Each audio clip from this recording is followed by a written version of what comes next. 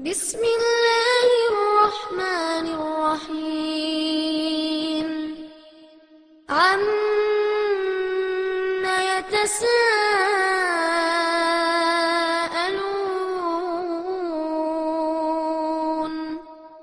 عن النبأ العظيم الذي هم فيه مختلفون كلا سيعلمون ثم كلا سيعلمون ألم نجعل الأرض مهادا والجبال أوتادا وخلقناكم أزواجا وجعلنا نومكم سباتا وجعلنا الليل لباسا وجعلنا النهار معاشا. அஸ்ஸலாமு அலைக்கும் வரஹ்மத்துல்லாஹி வபரகாத்துஹு. பெருமதிப்பிற்கும் மரியாதைக்கும் உரிய எல்லாம் வல்ல அல்லாஹுவின் நல்லடியார்களே, இந்த நிகழ்ச்சியில் இணை வைப்பினால் ஏற்படும் மறுமை விளைவுகள் என்ற தலைப்பினை எனக்கு வழங்கியிருக்கிறார்கள். இன்றைக்கு முஸ்லீம்களாக இருக்கிற நாம் அனைவரும் இந்த உலகத்தில் வெற்றியடைய வேண்டும் என்பதை நோக்கமாக கொண்டு நாம் இஸ்லாமியர்களாக வாழ்ந்து கொண்டிருக்கவில்லை. உலகத்திலே முஸ்லீம் என்று தன்னை அழைத்து கொள்கிற எல்லோருமே மரணத்திற்கு பிறகு ஒரு வாழ்க்கை இருக்கிறது, அந்த வாழ்க்கையில் நாம் வெற்றியடைய வேண்டும் என்பதுதான் அனைவருடைய நோக்கமாக லட்சியமாக இருந்து கொண்டிருக்கிறது. அதனால்தான் உலகத்தின் பல்வேறு பாகங்களில் முஸ்லிமாக வாழ்வதற்கு எத்தனையோ இடையூறுகளும் இன்னல்களும் ஏற்பட்ட பொழுதும், முஸ்லிம் என்ற ஒரே காரணத்திற்காக உரிமைகள் பறிக்கப்பட்ட பொழுதும், முஸ்லிம் என்று அறிவித்துக் கொள்கிற ஒரே காரணத்திற்காக உயிர்கள் பறிக்கப்பட்ட பொழுதும், அது குறித்தெல்லாம் கொஞ்சமும் கவலைப்படாமல் நான் முஸ்லிமாகத்தான் வாழ்வேன் என்று அறிவித்துக் கொண்டிருக்கிற அனைவருடைய நோக்கமும் லட்சியமும் மறுமை என்ற ஒன்றுதான். மரணத்திற்கு பிறகு வரக்கூடிய வாழ்க்கையில் வெற்றியடைய வேண்டும், அதிலே இறைவன் தயாரித்திருக்கிற சுவனத்தை நாம் அடைந்திட வேண்டும் என்பதுதான். அதை நோக்கித்தான் உலகத்திலே முஸ்லிம்களுடைய பயணம் அமைந்திருக்கிறது. ஆனால் எந்த பாதை நம்மை நாளை மறுமையில் வெற்றியடைய செய்யுமோ அந்த பாதையை கையில் வைத்திருக்கிற, அந்த கொள்கையை கையிலே வைத்திருக்கிற நாம் உண்மையிலே அந்த கொள்கையின்படி தான் நடக்கிறோமா, அதிலே சொல்லப்பட்டிருக்கிற விஷயங்களை கடைபிடிக்கிறோமா என்பதை நம்மை நாமே சுய ஆய்வு செய்து கொள்ள வேண்டிய கட்டாயத்தில் இருக்கிறோம். ஏனென்றால் பெரும்பாலும் முஸ்லிம்களாக இருக்கிறவர்கள் தாங்கள் செய்து கொண்டிருக்கிற இஸ்லாமிய கிரியைகள் என்று, சடங்கு சம்பிரதாயங்கள் என்று நம்பிக்கை கொண்டு செயல்படுத்தி கொண்டிருக்கிற காரியங்கள் அனைத்துமே உண்மையான இஸ்லாத்தின் கோட்பாடுகள் அடிப்படையில் தான் அமைந்திருக்கிறது என்று உத்தரவாதமாக சொல்ல முடியாது. தலைமுறை தலைமுறையாக இஸ்லாம் கடந்து வந்திருந்தாலும் கூட ஏராளமான கால இடைவெளி நபிகள் நாயகத்திற்கும் நமக்கும் இடையிலே இருக்கிற காரணத்தினால் இடைப்பட்ட காலத்திலே நமக்கு இஸ்லாத்தை சொல்லி தந்த பெரியவர்கள், நம்முடைய முன்னோர்கள் உண்மையான இஸ்லாத்திலே சொல்லப்பட்ட கருத்துக்களை அறிந்து கொள்ளாமல் அவர்களுடைய முன்னோர்களும் மூதாதையர்களும் எதை இஸ்லாம் என்று நம்பினார்களோ, எதை இஸ்லாம் என்று கடைபிடித்தார்களோ அதையெல்லாம் இஸ்லாம் என்ற பெயரால் நமக்கு சொல்லி தந்து விட்டு சென்று விட்டார்கள். அவற்றையெல்லாம் பரிசீலனை செய்யாமலேயே நாம் இஸ்லாத்தை கடைபிடித்து கொண்டு வருகிறோம். இது ஒவ்வொரு காலத்திலேயும் ஒவ்வொரு நபிமார்களுடைய சமுதாயங்களுக்கும் இந்த நிலைமை ஏற்பட்டிருக்கிறது. அல்லாஹ் ரப்புல் ஆலமீன் உலகத்திலே எண்ணற்ற பல இறை தூதர்களை அனுப்பி வைத்தானே, அந்த இறை தூதர்கள் மீண்டும் மீண்டும் உலகத்திற்கு அனுப்பப்பட்டது கூட இந்த செய்தியை தான் உலகத்திற்கு சொல்லுகிறது. ஆரம்பத்திலே முதலாக ஒரு தூதர் அனுப்பப்பட்டு அவர் என்ன இஸ்லாத்தை, என்ன ஏகத்துவத்தை உலகத்திற்கு சொன்னாரோ அதைத்தான் அதற்கு பின்னால் வந்த எல்லா இறை தூதர்களும் உலகத்திற்கு சொன்னார்கள். நபிகள் நாயகம் ஸல்லல்லாஹு அலைஹி வஸல்லம் அவர்களை பார்த்து இறைவன் சொல்லும் பொழுது கூட, இன்னா அவ்ஹைனா இலைக்க கமா அவ்ஹைனா, நபியே உமக்கு நாம் வஹி அறிவித்திருக்கிறோம், நாம் சொல்லுகிற இந்த செய்தி உமக்கு முன்னால் அனுப்பப்பட்ட தூதர்கள் இலா நூஹின் வன் நபியீன மின் பஅதிஹி வ அவ்ஹைனா இலா இப்ராஹீம வ இஸ்மாஈல வ இஸ்ஹாக வ யாக்கூப வ ஈசா, பெரிய நபிமார்களுடைய பட்டியலே அல்லாஹ் வாசிக்கின்றான்.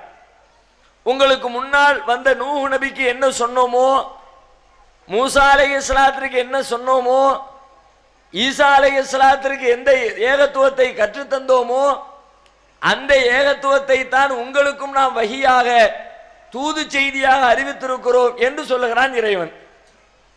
ஆரம்பத்திலே ஆதம் அலைஹிஸ்ஸலாம் அவர்களுக்கு சொல்லப்பட்ட ஏகத்துவம், இஸ்லாம் என்ற அந்த தூய போதனை அவர்களுடைய பிள்ளைகளுக்கு அவர்கள் கற்றுத்தந்தார்கள். அவர்கள் அவர்களுடைய பிள்ளைகளுக்கு சொல்லித் தருகிறார்கள். இப்படி தலைமுறை தலைமுறையாக ஆதம் நபி சொன்ன இஸ்லாம் உலகத்திலே சரியாக வந்து விடும் என்றால், எந்த கூடுதலும் குறைவும் இல்லாமல் ஆதம் நபி சொன்ன செய்தியை அவர்களுடைய மக்கள் அடுத்த தலைமுறைக்கு சொல்லி இருப்பார்கள் என்றால், அவர்களுக்கு பின்னால் நூஹ் என்ற ஒரு இறை தூதர் வரவேண்டிய தேவையே கிடையாது. அவர்களுக்கு பின்னால் வந்து எந்த இறை தூதர்களும் வரவேண்டிய அவசியமே கிடையாது. அவ்வாறு திரும்ப திரும்ப தூதர்கள் ஏன் வந்தார்கள்? ஆதம் நபிக்கு கொடுத்த மார்க்கத்தை அவர்களுக்கு பின்னால் வந்த மக்கள் மாற்றி விட்டார்கள். அதிலே தங்களுடைய சொந்த கருத்துக்களை புகுத்தி விட்டார்கள். அவர்களுடைய சுய கருத்துக்கள், விருப்பு வெறுப்புகளை எல்லாம் மார்க்கத்தின் பெயரால் திணித்து விட்டார்கள். எனவே தூய்மையான இஸ்லாத்தை சொல்லித் தருவதற்காக மீண்டும் இறைவன் தூதர்களை அனுப்பி வைக்கிறான். இப்படி எல்லா தூதர்களுடைய வரலாற்றிலேயும் நிகழ்ந்திருக்கிறது. இறுதியாக அனுப்பப்பட்ட ஈசா அலைஹிஸ்ஸலாம், நபிகள் நாயகத்திற்கு முன்னால் அனுப்பப்பட்ட ஈசா அலைஹிஸ்ஸலாம் அவர்களுடைய நிலைமை இன்றைக்கு கண்களுக்கு எதிரிலே தெரிகிறது. அவர்கள் என்ன சொன்னார்கள்? அல்லாஹ்வை மட்டுமே வணங்குங்கள் என்ற ஏகத்துவத்தை தான் உலகத்திலே சொன்னார்கள். ஆனால் என்ன நிகழ்ந்து கொண்டிருக்கிறது? அவர்கள் சொன்ன ஏகத்துவத்தை தான் அவர்களை பின்பற்றியவர்கள் இன்றைக்கு கடைபிடிக்கிறார்களா? அவர்களை மதிப்பதாக சொல்லுகிறவர்கள் அவர்களையே கடவுளாக்கி விட்டார்கள். கடவுளுடைய குமாரர் என்று அவர்களுடைய அந்தஸ்தை உயர்த்தி விட்டார்கள். அவர்களையே சிலையாக வடித்து வைத்து வணக்க வழிபாடுகளில் செய்ய ஆரம்பித்து விட்டார்கள். ஈசா அலைஹிஸ்ஸலாம் அவர்கள் சொன்ன கொள்கை அவர்களை பின்பற்றுகிறவர்களால் தூய முறையிலே கடைபிடிக்கப்படவில்லை. அதே போலத்தான் அண்ணலம் பெருமகனார் நபிகள் நாயகம் ஸல்லல்லாஹு அலைஹி வஸல்லம் அவர்களால் இந்த உலகத்திற்கு சொல்லித்தரப்பட்ட ஏகத்துவ கொள்கை, ஏக இறைவன் மட்டுமே தனித்த ஆற்றல் படைத்தவன், அவனுக்கு நிகராக யாரும் இல்லை, எதுவும் இல்லை என்ற அந்த தூய இஸ்லாமிய கொள்கை அவர்களுக்கு பின்னால் வந்த தலைமுறையினரால் திரிக்கப்பட்டிருக்கிறது. அவர்களுக்கு பின்னால் வந்தவருடைய சுய விருப்பு வெறுப்புகளை எல்லாம் மார்க்கம் என்ற பெயரால் உள்ளே நுழைத்து ஒவ்வொரு தலைமுறையினரும் புதிய புதிய செய்திகளை அடுத்த தலைமுறைக்கு சேர்த்து சொல்லி இருக்கிறார்கள். அதன் காரணமாக நபிகள் நாயகம் அவர்களால் சொல்லித்தரப்பட்ட தூய கொள்கை இன்றைக்கு அதனுடைய பெயரிலே இருக்கிறது, உள்ளுக்குள்ளே நடைமுறையிலே காணாமல் போய்கொண்டிருக்கிறது. எனவே முஸ்லிம்களாக இருக்கிற நாம் முதலிலே ஒன்றை மனதிலே பதிய வைக்க வேண்டும். நாம் இஸ்லாமியராக இருக்கிறோம், நம்முடைய பெற்றோர் முஸ்லிம்களாக இருந்தார்கள், அவர்களுடைய பெற்றோர் முஸ்லிம்களாக இருந்தார்கள். எனவே நாம் நம்முடைய பெற்றோர் வழியாக எதை கற்றுக்கொண்டோமோ அதுதான் தூய்மையான இஸ்லாம், அதுதான் உண்மையான இஸ்லாம். அதிலே பரிசீலனைக்கு வேலையே தேவையில்லை, எதையும் அதிலே மாற்ற வேண்டியதில்லை, அது குறித்து நாம் சிந்திக்க வேண்டியதில்லை என்று யோசித்துக் கொண்டிருக்காமல் நம்முடைய முன்னோர்கள் சொல்லி தந்ததிலேயும் பிழை இருக்க வாய்ப்பு இருக்கிறது. உண்மையாக தூய்மையான இஸ்லாத்தை தான் நாம் கடைபிடிக்கிறோமா என்பதை ஒவ்வொருவரும் பரிசீலித்து பார்த்து கொள்ள வேண்டிய நிலையில் நாம் இருந்து கொண்டிருக்கிறோம் என்பதை முதலிலே உங்களுடைய மனதிலே பதிய வைத்து கொண்டு நம்முடைய நடவடிக்கைகள் எவ்வாறு அமைந்திருக்கிறது என்பதை பரிசீலிக்க துவங்குவோம் இன்ஷா அல்லாஹ். நம்முடைய நடவடிக்கை எவ்வாறு அமைந்திருக்கிறது என்று கேட்டால், இஸ்லாத்திற்கும் நமக்கும் இடையிலே ஒரு மிகப்பெரிய இடைவெளி ஏற்பட்டிருக்கிறது. இஸ்லாத்தினுடைய அடிப்படை கொள்கையிலே இருந்து நாம் தடம் புரண்டு போயிருக்கிறோம். ஒரு சில மேலோட்டமான காரியங்களை இஸ்லாத்தின் பெயரால் செய்து கொண்டிருக்கிறோமே தவிர, எதை கடைபிடித்தால் ஒருவர் முஸ்லிமாக அல்லாஹ்விடத்திலே ஏற்றுக்கொள்ளப்படுவாரோ அதை முஸ்லிம்களாக இருக்கிற பல பேர் கடைபிடிப்பதே கிடையாது. எதை செய்வதனால் ஒருவர் இஸ்லாத்தை விட்டு வெளியேறியவராக கருதப்படுவாரோ அப்படிப்பட்ட காரியங்களை எல்லாம் இஸ்லாத்தின் பெயராலேயே முஸ்லிம் சமூகம் சர்வ சாதாரணமாக செய்து கொண்டிருப்பதை பார்க்க முடிகிறது. உதாரணமாக, இஸ்லாத்தினுடைய அடிப்படை நம்பிக்கை எது? இறைவனை நம்புவதிலே தான் இஸ்லாத்தினுடைய நம்பிக்கை இருக்கிறது. நபிகள் நாயகம் ஸல்லல்லாஹு அலைஹி வஸல்லம் அன்னவர்கள் சில விஷயங்களை பட்டியலிட்டு சொல்லி இதையெல்லாம் நாம் நம்பிக்கை கொள்ள வேண்டும் என்று நமக்கு சொல்லி தந்திருக்கிறார்கள். நாம் படிக்கிற மக்தபு மதரசாக்களிலேயே அதை நமக்கு சொல்லி தந்தும் இருப்பார்கள். ஆமன்து பில்லாஹி வ மலாயிகத்திஹி வ குதுபிஹி வ ருசுலிஹி வல் யௌமில் ஆகிரி வல் கத்ரி கைரிஹி வ ஷர்ரிஹி மினல்லாஹி தஆலா வல் பஅஸி பஅதல் மௌத். இத்தனை விஷயங்களையும் ஒரு முஸ்லிம் நம்பிக்கை கொண்டிருக்க வேண்டும். அல்லாஹ்வை நம்ப வேண்டும், மலக்குமார்களை நம்ப வேண்டும், வேதங்களை நம்ப வேண்டும், தூதர்களை நம்ப வேண்டும், நன்மை தீமை அனைத்தும் அல்லாஹ்வின் புறத்திலிருந்து ஏற்படுகிறது என்பதை நம்ப வேண்டும், மரணத்திற்கு பிறகு நாம் எழுப்பப்படுவோம் என்பதை நம்ப வேண்டும். இத்தனை விஷயங்களையும் நம்பிக்கை கொள்கிறவரே முஸ்லிமாக மூமினாக அல்லாஹ்விடத்திலே ஏற்றுக்கொள்ளப்படுகிறார். ஒருவர் முஸ்லிமாக இருப்பதற்கு அடிப்படையான நம்பிக்கை இவை. இதிலே முதலிலே இருக்கிற முக்கிய நம்பிக்கை எடுத்துக்கொள்வோம். ஆமன்து பில்லாஹ், நான் அல்லாஹ்வை நம்பிவிட்டேன் என்று ஒரு முஸ்லிம் நம்பிக்கை கொண்டிருக்க வேண்டும். அல்லாஹ்வை நம்பிவிட்டேன் என்றால் என்ன? எப்படி நம்புவது? அல்லாஹ் என்று ஒருவன் இருக்கிறான் என்று நம்புவதற்கு பெயர் அல்ல அல்லாஹ்வை நம்புவது. அப்படி பார்த்தால் முஸ்லிம் அல்லாத மக்கள் கூட அல்லாஹ் என்று ஒருவன் இருக்கிறான் என்று நம்புகிறார்கள். முஸ்லிம்கள் வணங்குகிற கடவுளுக்கு பெயர் அல்லாஹ் என்று நம்பி இருக்கிறார்கள். வெறுமனே அல்லாஹ் இருக்கிறான் என்று நம்புகிற நம்பிக்கைக்கு பெயர் இறை நம்பிக்கை அல்ல. அல்லாஹ்வை நம்புகிற விதமும் அது அல்ல. அல்லாஹ் என்றால் யார், அவன் எப்படிப்பட்டவன், அவனுடைய ஆற்றல் என்ன, என்னென்ன வேலைகளை செய்து கொண்டிருக்கிறான், அவனுடைய திறமைகள், அவனுக்கு செய்ய வேண்டிய கடமைகள், அவன் இந்த உலகத்திலே செய்து கொண்டிருக்கிற காரியங்கள், இவை அனைத்தையும் இஸ்லாம் என்ன சொல்கிறதோ, திருமறை குர்ஆன் என்ன சொல்கிறதோ, நபிகள் நாயகம் என்ன சொன்னார்களோ அத்தனை விஷயங்களையும் சேர்த்து இறைவனை பற்றி நாம் நம்பிக்கை கொள்ள வேண்டும். அப்படி யார் நம்புகிறாரோ அவர்தான் இறைவனை நம்பியவர், அல்லாஹ்வை நம்பியவர் என்ற பட்டியலுக்குள்ளே இடம்பெற முடியும். இந்த அடிப்படையான நம்பிக்கையிலே ஒருவர் தவறு செய்தால், இதிலே இறைவன் எவ்வாறு தன்னை நம்ப வேண்டும் என்று சொல்லி தந்தாலோ அந்த நம்பிக்கைக்கு எதிரான நம்பிக்கை அவருடைய உள்ளத்திலே இருக்கும் என்றால், அவர் தன்னுடைய பெயரை அரபி மொழியிலே வைத்துக் கொண்டாலும், அவர் எத்தனை நாட்கள் தொழுதாலும், இறைவனுக்காக நோன்பிருந்தாலும், எவ்வளவு பெரிய நற்காரியங்களில் ஈடுபட்டாலும், தன்னுடைய சொத்து செல்வங்களை எல்லாம் அள்ளி அள்ளி தர்மம் செய்தாலும், அவர் அல்லாஹ்விடத்திலே முஸ்லிமாக இறைவனை நம்பியவராக ஏற்றுக்கொள்ளப்பட மாட்டார். இது இஸ்லாத்தினுடைய அடிப்படை விதி. இந்த நம்பிக்கை முஸ்லிம்களிடத்தில் எப்படி இருக்கிறது? இறைவன் சொன்னபடிதான் நம்புகிறோமா? இறைவன் தன்னை பற்றி என்ன சொல்லுகிறான்? திருமறை குர்ஆனிலே சூரத்துல் இக்லாஸ் மன தூய்மை என்ற அத்தியாயம் இருக்கிறது. ஒரு சின்னஞ்சிறிய அத்தியாயம். அல்லாஹ்வை பற்றி மிக தெளிவாக உலகத்திற்கு பிரகடனம் செய்கிற அத்தியாயம். அந்த அத்தியாயம் என்ன சொல்கிறது? குல், நபியே சொல்லுங்கள், ஹுவல்லாஹு அஹத், அவன்தான் அல்லாஹ், அவன் ஒருவனே, அல்லாஹ் ஒருவனே, அல்லாஹு சமத், அல்லாஹ் எந்த தேவைகளும் இல்லாதவன், லம் யலித், அவன் யாரையும் பெறவில்லை, வலம் யூலது, அவன் யாராலும் பெறப்படவில்லை, வலம் யகுல்லஹு குஃபுவன் அஹத், அவனுக்கு நிகராக எதுவும் இல்லை. ரத்தின சுருக்கமாக இறைவனை பற்றி உலகத்திற்கு அறிமுகப்படுத்துகிற அற்புதமான ஒரு அத்தியாயம் சூரத்துல் இக்லாஸ் என்ற இந்த அத்தியாயம். இதிலே இருக்கிற இறுதி வசனத்தை எடுத்துக்கொள்ளுங்கள். இறைவனுக்கு நிகராக யாரும் இல்லை, எதுவும் இல்லை. இஸ்லாம் இப்படித்தான் இறைவனை நம்ப சொல்கிறது. இன்றைக்கு முஸ்லிம்களிடத்திலே கணக்கெடுப்பு நடத்துங்கள். அல்லாஹ்வை போன்று யாராவது இருக்கிறார்களா? அல்லாஹ்வுக்கு நிகராக யாராவது இருக்கிறார்களா? அல்லாஹ்வுக்கு இணையாக யாராவது இருக்கிறார்களா என்ற ஒரு கேள்வியை முஸ்லிம் சமூகத்திலே நீங்கள் எடுத்து போட்டால் அதனை ஏற்றுக்கொள்கிறவர் எவருமே இருக்க மாட்டார். அல்லாஹ்வுக்கு நிகராக யாரும் கிடையாது, அல்லாஹ்வை போல எவரும் கிடையாது, அல்லாஹ்வுடைய ஆற்றல் பெற்றவர் எந்த படைப்பு உலகத்திலே கிடையாது. வாயால் மிக தெளிவாக முஸ்லிம் சமுதாயம் அதை சொல்லிக் கொண்டிருக்கிறது. ஆனால் உண்மையிலே அதை நம்புகிறதா? வாயால் சொல்லுகிற அனைத்து செய்திகளையுமே உள்ளத்தால் சொல்லுகிறார்களா? இறைவன் வெறுமனே வாய் வார்த்தைகளை மட்டும் பார்க்கிறவன் கிடையாது. நீங்கள் வாயிலே ஒன்றை சொல்லிவிட்டு உள்ளத்திலே அதற்கு நேர் எதிர்மறையான நம்பிக்கையை வைத்திருந்தால், இன்னல்லாஹ் யஅலமு மா ஃபிஸ் சுதூர், உள்ளங்களில் உள்ளதை அறிகிறவன் அல்லாஹ், அவன் உள்ளத்தின்படிதான் தீர்ப்பளிப்பானே தவிர நீங்கள் உதட்டிலே பேசிய அந்த வார்த்தைகளை வைத்துக் கொண்டு முடிவெடுக்கிறவன் அல்ல இறைவன். இன்றைக்கு முஸ்லிம்கள் இறைவனுக்கு நிகராக யாரும் இல்லை என்று சொன்னார்களே, அதை தங்கள் வாழ்க்கையில் கடைபிடிக்கிறார்களா? அதை தங்களுடைய வாழ்க்கையிலே நம்புகிறார்களா? பரிசோதித்து பாருங்கள். இல்லவே இல்லை என்று அடித்து சொல்லலாம். எப்படி சொல்லலாம்? ஏராளமான சான்றுகள். உதாரணமாக, இறைவனுக்கு நிகராக யாரும் இல்லை, எதுவும் இல்லை என்றால் என்ன பொருள்?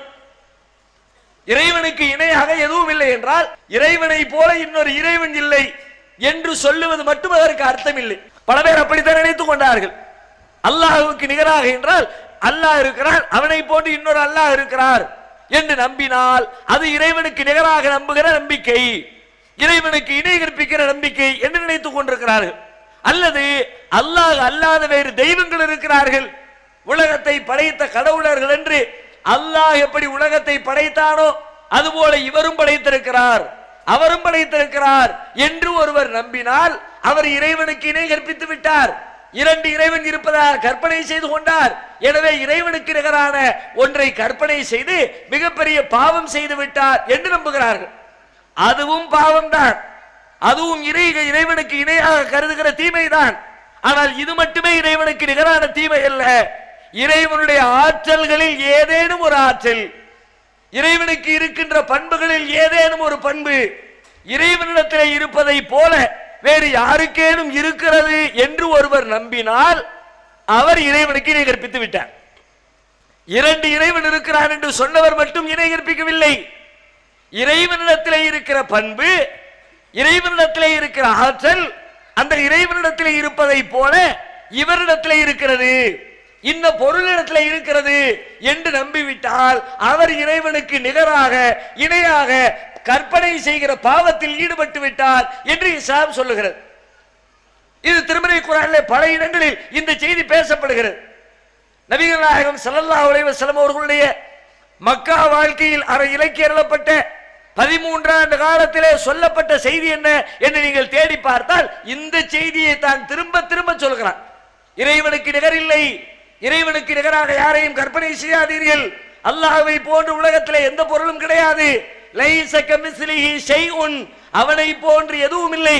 இதுதான் திரும்ப திரும்ப திரும்ப 13 ஆண்டு காலம் நபிகளாருக்கு அருளப்பட்ட வசனங்களில் இறை தூதரவர்களுக்கு நினைவுபடுத்தப்பட்டது. சிந்தித்து பாருங்கள், இன்றைக்கு இந்த விஷயத்தில் முஸ்லிம்கள் தெளிவாக இருக்கிறோமா? யோசித்து பார்த்தால் பல நிலைகளில் பல இடங்களில் இறைவனுக்கு இருக்கிற ஆற்றலை இறைவனுடைய படைப்புகளுக்கு கொடுத்து கொண்டிருக்கிறோம். ஊருக்கு ஊர் கட்டப்பட்டிருக்கிற தர்காக்கள் அதற்கு ஒரு சாட்சி. இறந்தவர்களை அடக்கம் செய்துவிட்டு அந்த அடக்க ஸ்தலத்திலே ஒரு கட்டிடத்தை கட்டி அந்த கட்டிடத்திற்குள்ளே போய் வழிபாடு செய்கிறார்கள்.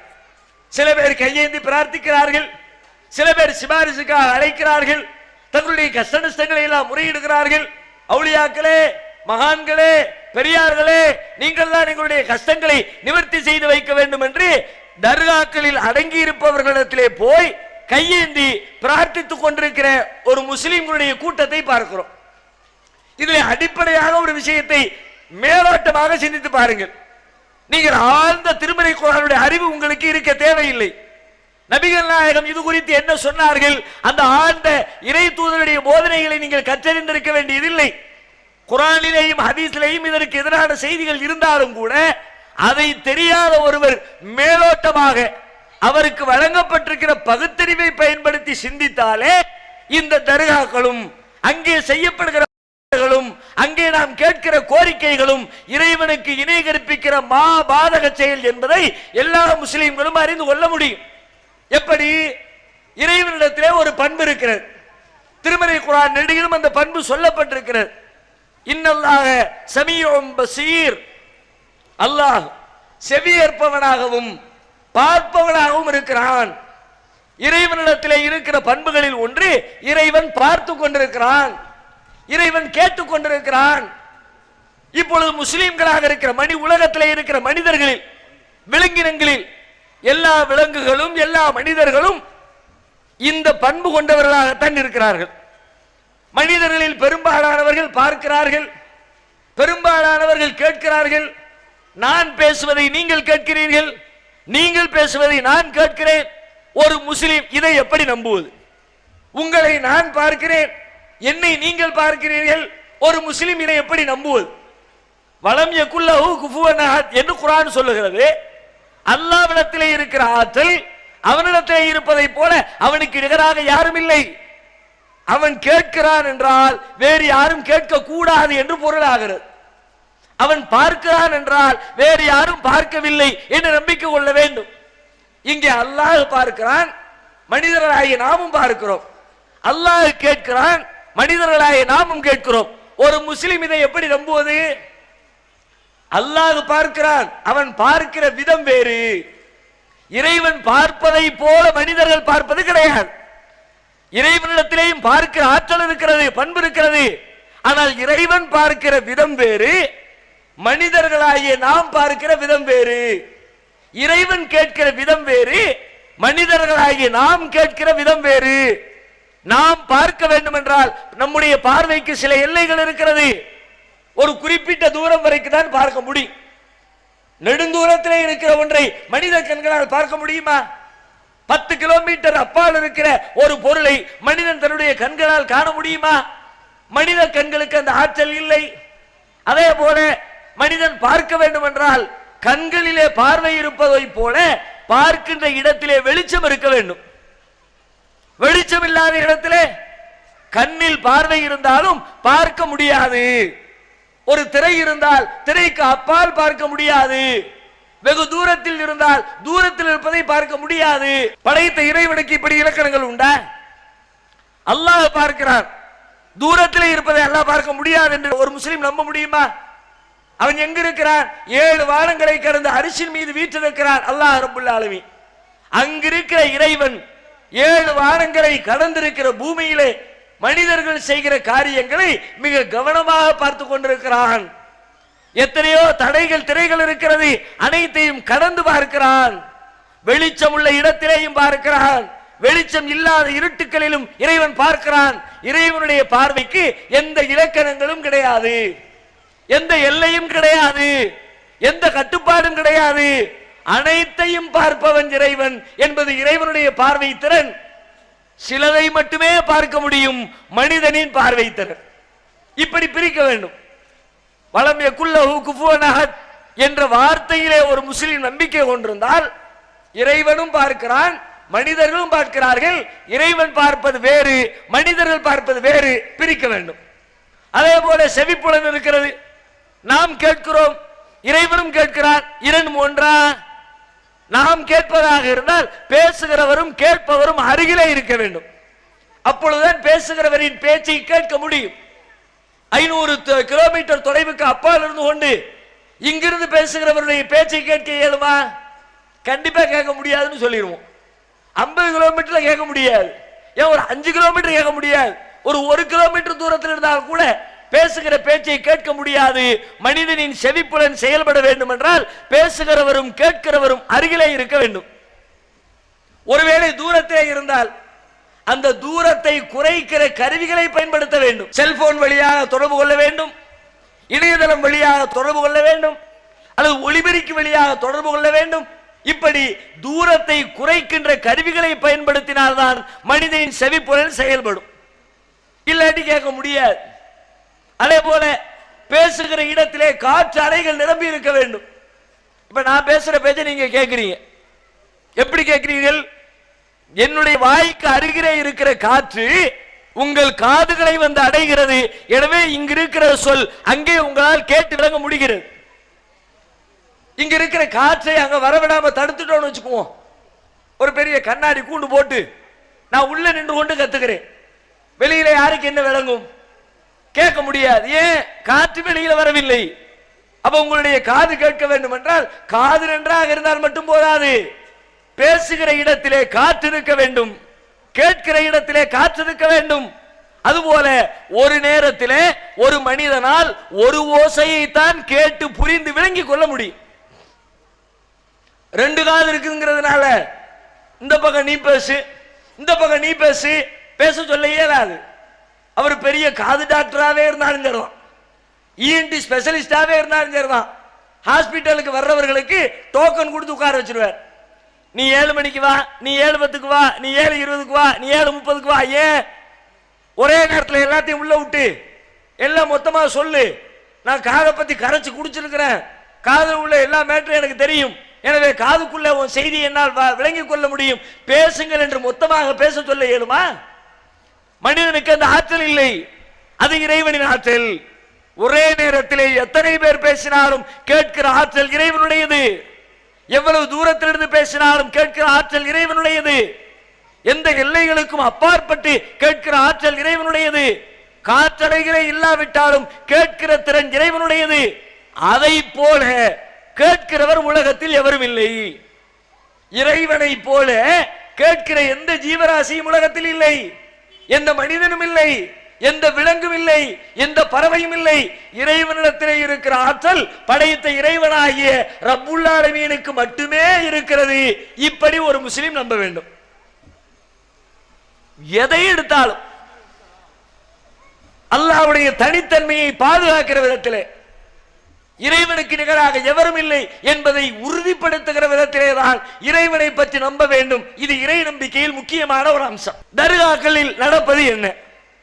தர்காக்களில் போய் நின்று கொண்டு கையேந்துகிறார்களே, அங்கே இவர்கள் செய்கிற வேலை என்ன? முஸ்லிம்கள் எங்கெல்லாம் இருக்கிறார்களோ தமிழகத்திலே அங்கெல்லாம் ஏதோ ஒரு மனிதரை அடக்கம் செய்துவிட்டு தர்காக்களில் வழிபாடு செய்கிறார்கள். அவர்கள் பிரார்த்திக்கிறார்களா அல்லது சிபாரிசுக்காக அழைக்கிறார்களா? அது சரியா தவறா அந்த வாதத்திற்குள்ளே நான் போகவில்லை. நீங்கள் கேட்கிறீர்களோ அல்லது அவரை சிபாரிசுக்கு அழைக்கிறீர்களோ, எதற்கு வேண்டுமானாலும் இருக்கட்டும், நீங்கள் போய் அந்த கபரிலே போய் நின்று கொண்டு பேசுகிறீர்களே, இந்த பேச்சுக்களை அவர்கள் கேட்பார்களா? பதில் சொல்லுங்கள் பார்க்கலாம். இறந்தவர் மனிதர் தானே, அவர் அவுளியான்னு வச்சுக்கோங்க, மகான்னு வச்சுக்கோங்க, பெரிய புனிதர்னு வச்சுக்கோங்க, யாரா இருக்கட்டும், அவர் மனிதரா இறைவனா? இறைவனா அல்லது இறைவனால் படைக்கப்பட்டவர்களா? இறைவனால் படைக்கப்பட்டவர்கள் என்பதிலே மாற்று கருத்தில்லை. இறைவனால் படைக்கப்பட்ட பொருள் என்றால் இறைவன் கேட்பதை போல அவர்களால் கேட்க முடியுமா? கேட்க முடியாது. நீங்கள் எப்படி கேட்கிறீர்கள்? அங்க போய் அவுளியாக்களிடத்தில் போய் தர்காக்களில் போய் நின்று கொண்டு அவுளியாக்களே என்று கேட்கிறீர்கள். உங்கள் வீடுகளில் அமர்ந்து கொண்டு எங்கோ அடக்கம் செய்யப்பட்டிருக்கிற அவுளியாவை கையேந்தி அழைக்கிறீர்கள். திருப்பூரிலே உட்கார்ந்து கொண்டு முஹிதீன் அப்துல் காதிர் ஜிலானியேங்கிறார். அல்லாஹ் ரசூல் முஹிதீனே உட்கார்ந்து எந்திக்கும் போது முஹிதீன் எங்க இருக்கிறாரு? பக்கத்து வீட்டுக்காரரா? நீங்க உட்கார்ந்து இருக்க ரூமுக்கு பக்கத்து ரூம்ல சேர் போட்டு உட்கார்ந்து இருக்காரா? அவரை முஹிதீன் கூப்பிடுங்க, தப்பு கிடையாது. ஆனா நீங்க கூப்பிடுற முஹிதீன் யாரு? ஈராக்கில் வாழ்ந்து பகதாதில் அடக்கம் செய்யப்பட்ட முஹிதீனை திருப்பூர்ல கோம்பை தோட்டத்து வீட்டுக்குள்ள உட்கார்ந்துகிட்டு எந்திரிக்கும் போது அல்லாஹ் ரசூல் முஹிதீனை அழைக்கிறீர்களே, அவருக்கு கேட்குமா? ஒன்னு கேட்கும்னு சொல்லணும், இல்லாது கேட்கலன்னு சொல்லணும். கேட்கலன்னு சொன்னா கேட்காதவனை கூப்பிட்ட நீ லூசா? கேட்கலன்னு தெரியுது இல்ல, இவன் காது கேட்காது. அப்படிப்பட்ட ஒருத்தரை போய் கூப்பிட்டு பேசிக்கிட்டு இருந்தா, தெருவில் ஒருத்தர் போய்கிட்டு இருக்கிறாரு, பின்னாடி இருந்து கூப்பிடுறிய, அவர் பேரை சொல்லி கூவுறிய, எப்பா அப்துல் ரஹ்மா, எப்பா அப்துல் ரஹ்மா, அப்துல் ரஹ்மா சத்தம் போடுறிய. அவன் திரும்பியே பார்க்கல. ஏன்? அவருக்கு 2 ஸ்பீக்கர் அவுட்டு. நீ என்னத்தை சத்தம் போட்டாலும் சங்கம் வச்சு ஊதுனாலும் கேட்க மாட்டார். இப்படி ஒரு மனிதரை இன்னொருவர் அழைத்து கொண்டிருந்தால் பக்கத்துல இருந்து வேடிக்கை பார்க்கிற நாம என்ன சொல்லுவான்? ஏன்னா உனக்கு லூசா, அவனுக்கு தான் காது கேட்காதுன்னு தெரியும்ல, பின்னாடி இருந்து கூப்பிட்டு இருக்க, பக்கத்துல போய் தொட்டு பேசு, ஊம பாஷையில பேச சொல்லுவோம்ல. ஏன்? இவன் காது கேட்காது, இவனிடத்துல இப்படி பேசக்கூடாது. முஹிதீனுடைய காது கேட்காது என்றால் ஏன் அவரை அழைத்தீர்கள்? அழைத்தது தவறு இல்லை. கேட்கும் என்று நம்பினால் தூரத்திலே இத்தனை லட்ச கிலோமீட்டர்களுக்கு அப்பால் அடக்கம் செய்யப்பட்டிருக்கிற மனிதர் இங்கே நீங்கள் அழைக்கிற அழைப்பை அங்கிருந்து கேட்பார் என்றால் இது இறைவனுக்கு இருக்கிற ஆற்றலா, மனிதர்களுக்கு இருக்கிற ஆற்றலா? அப்ப நம்மையும் அறியாமல் ஒரு பெரும் பிழை செய்கிறோம். படைத்த இறைவன் எத்தனை லட்சோப லட்ச தூரங்கள் கடந்திருந்தாலும் எப்படி அங்கிருக்கிற ஓசைகளை கேட்டு விளங்கி புரிந்து கொள்வானோ அதே போல லட்ச தூரங்கள் கடந்திருந்தாலும் பல்லாயிரம் கிலோமீட்டர் கடந்திருந்தாலும் இங்கே பேசுகிற பேச்சுக்களை அங்கே அடங்கி இருக்கிற அப்துல் காதர் ஜீலானி அறிவார் என்று நம்புகிற பொழுது இறைவனுடைய ஆற்றலை பண்பை இவருக்கு நீங்கள் கொடுத்து விட்டீர்கள். அதே மாதிரி ஒண்ணு மட்டும் இல்ல, எத்தனை பிரச்சனை பாருங்க. இறைவனுக்கு இருக்கிற ஆற்றலை இந்த மாதிரி தர்காக்களில் அடங்கி இருக்கிறவர்களுக்கு எத்தனை எத்தனை வகையில் கொடுத்து கொண்டிருக்கிறோம் என்று சிந்தித்து பாருங்கள். நம்முடைய சமுதாயம் எப்படிப்பட்ட ஒரு அதல பாதாளத்திலே வீழ்ந்து கொண்டிருக்கிறது என்பது புரியும். சில பேர் தூரத்திலே கேட்க மாட்டார்கள், நேரடியாக தர்காவிலே இறந்தவருடைய தலைமாட்டிலே நின்று கொண்டு கேட்பார்கள். தூரத்திலிருந்து கேட்டாதானே கேட்காதுங்கிற, தலைமாட்டில் நின்று கேட்கிறேன் சரியா, அவளியாவே மகானே பிள்ளைய தாங்க, பாஸ்போர்ட்டை தாங்க, பிள்ளைக்கு கல்யாணம் முடிச்சு தாங்க, என்னென்னலாமோ விதவிதமான கோரிக்கை தலைமாட்டில் நின்று கொண்டு சில பேர் வைக்கிறார்கள். இது சரியா? இந்த ஆற்றல் அவருக்கு இருக்கிறது. இது நீங்கள் சொல்லுகிற இந்த பேச்சை, உங்களுடைய கோரிக்கையை புரிந்து கொள்கிற நிலையில் அவர் இருக்கிறாரா? அவர் எங்கே இருக்கிறார்? மண்ணுக்குள்ளே இருக்கிறார். எப்படி இருக்கிறார்? அடக்கம் செய்யப்பட்டிருக்கிறார். அடக்கம் என்றால் என்ன பொருள்? எத்தனையோ வருஷத்துக்கு முன்னாடி செத்து போனவரை அப்பவே அவரை கஃன் பண்ணி இருப்பார்கள், அதுக்கு மேல ஒரு ஓலப்பாயை வச்சிருப்பார்கள், அதுக்கு மேல கொஞ்சம் பனங்கட்டை எலி போட்டிருப்பார்கள், அதுக்கு மேல மல்லெண்ணி போட்டிருப்பார்கள், அதுக்கு மேல சிமெண்ட போட்டு, அதுக்கு மேல டைல்ஸ போட்டு, அதுக்கு மேல சந்தூக்க போட்டு, அதுக்கு மேல ஒரு 10-20 போர்வையை போட்டு, அதுக்கு மேல ஒரு கூட பூவல்லி போட்டு, ஒரு சொட்டு காத்து கூட உள்ள போக முடியாத அளவிற்கு தடை செய்து விட்டீர்கள். இப்ப தலைமாட்டில் நின்றுகிட்டு அவளியாக்களே காது கேட்குமா? அவருக்கு கேட்க வேண்டும் என்றால் அவருக்கு நீங்கள் பேசுகிற உங்கள் இடத்துல இருக்கிற காற்று அங்க போய் சேரணும். காத்து போகலையே, காத்து அரஸ்ட் பண்ணிட்டீங்களே. காற்று இல்லாத இடத்திலே கேட்டு விளங்கிக் கொள்கிற ஆற்றல் இறைவனுடையதா மனிதனுடையதா? காற்றில்லாவிட்டாலும் இறைவன் கேட்பான், காற்றில்லாவிட்டால் மனிதர்களால் கேட்க முடியாது. ஆனால் நீங்கள் என்ன செய்கிறீர்கள்? எப்படி படைத்த ரப்புல் ஆலமீன் காற்றே இல்லாவிட்டாலும் பேசுகிற பேச்சுக்களை, வைக்கிற கோரிக்கைகளை அறிந்து கொள்வானோ அதே போல இந்த அவுலியாக்களும் காற்றே இல்லாவிட்டாலும் என்னுடைய கோரிக்கைகளை அறிந்து கொள்வார்கள் என்று நம்புகிறீர்களே. இறைவனுடைய ஆற்றலை இந்த அவுலியாக்களுக்கு கொடுத்ததாக இணை கற்பித்ததாக ஆகாதா? இன்னும் சில பேர் அப்படி ஒரே நேரத்தில் நூற்றுக்கணக்கான பேர் போய் நிற்கிறீர்கள். ஒரு நேரத்தில் வியாழக்கிழமை ராத்திரி வெள்ளிக்கிழமை ராத்திரி வந்துருச்சா, ஒரு நேரத்தில் தர்கா முழுக்க 50 பேர் 100 பேர் 150 பேர் கூடி நிற்கிறீர்கள். 50 பேரும் கையேந்துகிறீர்கள். அவுலியாக்களே, 50 பேர் அழைத்தால் அதை கேட்டு விளங்குகிற காது மனிதனுக்கு உண்டா? ஒரே நேரத்தில் 50 பேர் கூப்பிட்டால் 50 பேருடைய ஓசை என்ன, இவர் என்ன கேட்கிறார், அவர் என்ன கேட்கிறார் என்பதை கேட்டு பிரித்து விளங்கிக் கொள்கிற ஆற்றல் மனிதனுக்கு உண்டா, இறைவனுக்கு உண்டா? எத்தனை பேர் கேட்டாலும் எத்தனை பேர் அழைத்தாலும் அதை புரிந்து கொள்கிற செவிப்புலன் இறைவனுக்கு உள்ளது. ஆனால் நீங்கள் என்ன நினைக்கிறீர்கள்? இறைவன் எப்படி பல பேர் அழைத்தாலும் புரிந்து கொள்வானோ அதே போல இந்த அவுலியாவும் புரிந்து கொள்வார் என்று நீங்கள் நம்புகிறீர்கள். இறைவனுடைய ஆற்றலை அவுலியாவுக்கு கொடுத்து விட்டீர்கள். அதாவது பரவாயில்லை, அவுலியாக்களத்திலே போய் நின்று நீங்கள் பேசுகிறீர்களே, தமிழகத்திலே இருக்கிற அவுலியாக்களில் 95% பேர், தர்காக்களில் அடக்கம் செய்யப்பட்டிருக்கிறவர்களில் 95% பேர் உருது வாழாக்கள். தமிழ் பேச அவுலியா ரொம்ப ரொம்ப கம்மி. அங்க போய் நின்று அவுலியாக்களே மகான்களே என்ன சொல்றது விளங்குமா? அவருக்கு அவர் விளங்கும்னு வச்சுக்கிட்டா கூட அவருக்கு தெரிஞ்ச பாஷையில பேசணுமா இல்லையா? உருதுக்காரல்ல, உருதுல போய் நின்று கே பாத்துக்காரோடு பேசணும்ல. அதை விட்டு தமிழ்ல போய் பேசினால் உசுரோடு உள்ளவர்கிட்ட பேசுகிறா? நீங்கள் உலகத்திலே உயிரோடு இருக்கிற ஒருத்தர் ஹிந்திக்காரர் உங்களிடத்தில் வருகிறார், அவருக்கு சுட்டு போட்டாலும் தமிழ் வராது. அப்படிப்பட்ட புதிதாக தமிழகத்திலே வந்திருக்கிற ஒருத்தரிடத்தில் போய் தமிழில் பேசினால் கிறுக்கன் என்று சொல்ல மாட்டீர்களா? மொழி தெரிந்தவனை அழைத்து சென்று அவனுக்கு டிரான்ஸ்லேஷன் செய்ய வேண்டும் என்று விரும்ப மாட்டீர்களா? வடமாநிலத்து தலைவர்கள் தமிழகத்திலே வந்து உரையாற்றினார், அவர்களுக்கு மொழிபெயர்ப்பாளர்களை வைத்துக் கொள்வதில்லையா? நீங்கள் என்ன நினைக்கிறீர்கள்? எந்த மொழியில் பேசினாலும் அவுளியா விளங்குவார் என்ற அத்தனை மொழிகளையும் அவுளியாக்கள் கரைத்து குடித்திருக்கிறார்களா? இறைவனுக்கு எப்படி ஒரு மொழி தடை கிடையாதோ, எல்லா மொழிகளையும் இறைவன் அறிந்திருக்கிறானோ, அதுபோல இந்த அவுளியாவும் அனைத்து மொழிகளுக்கும் சொந்தக்காரர் என்று நம்புகிறீர்களா?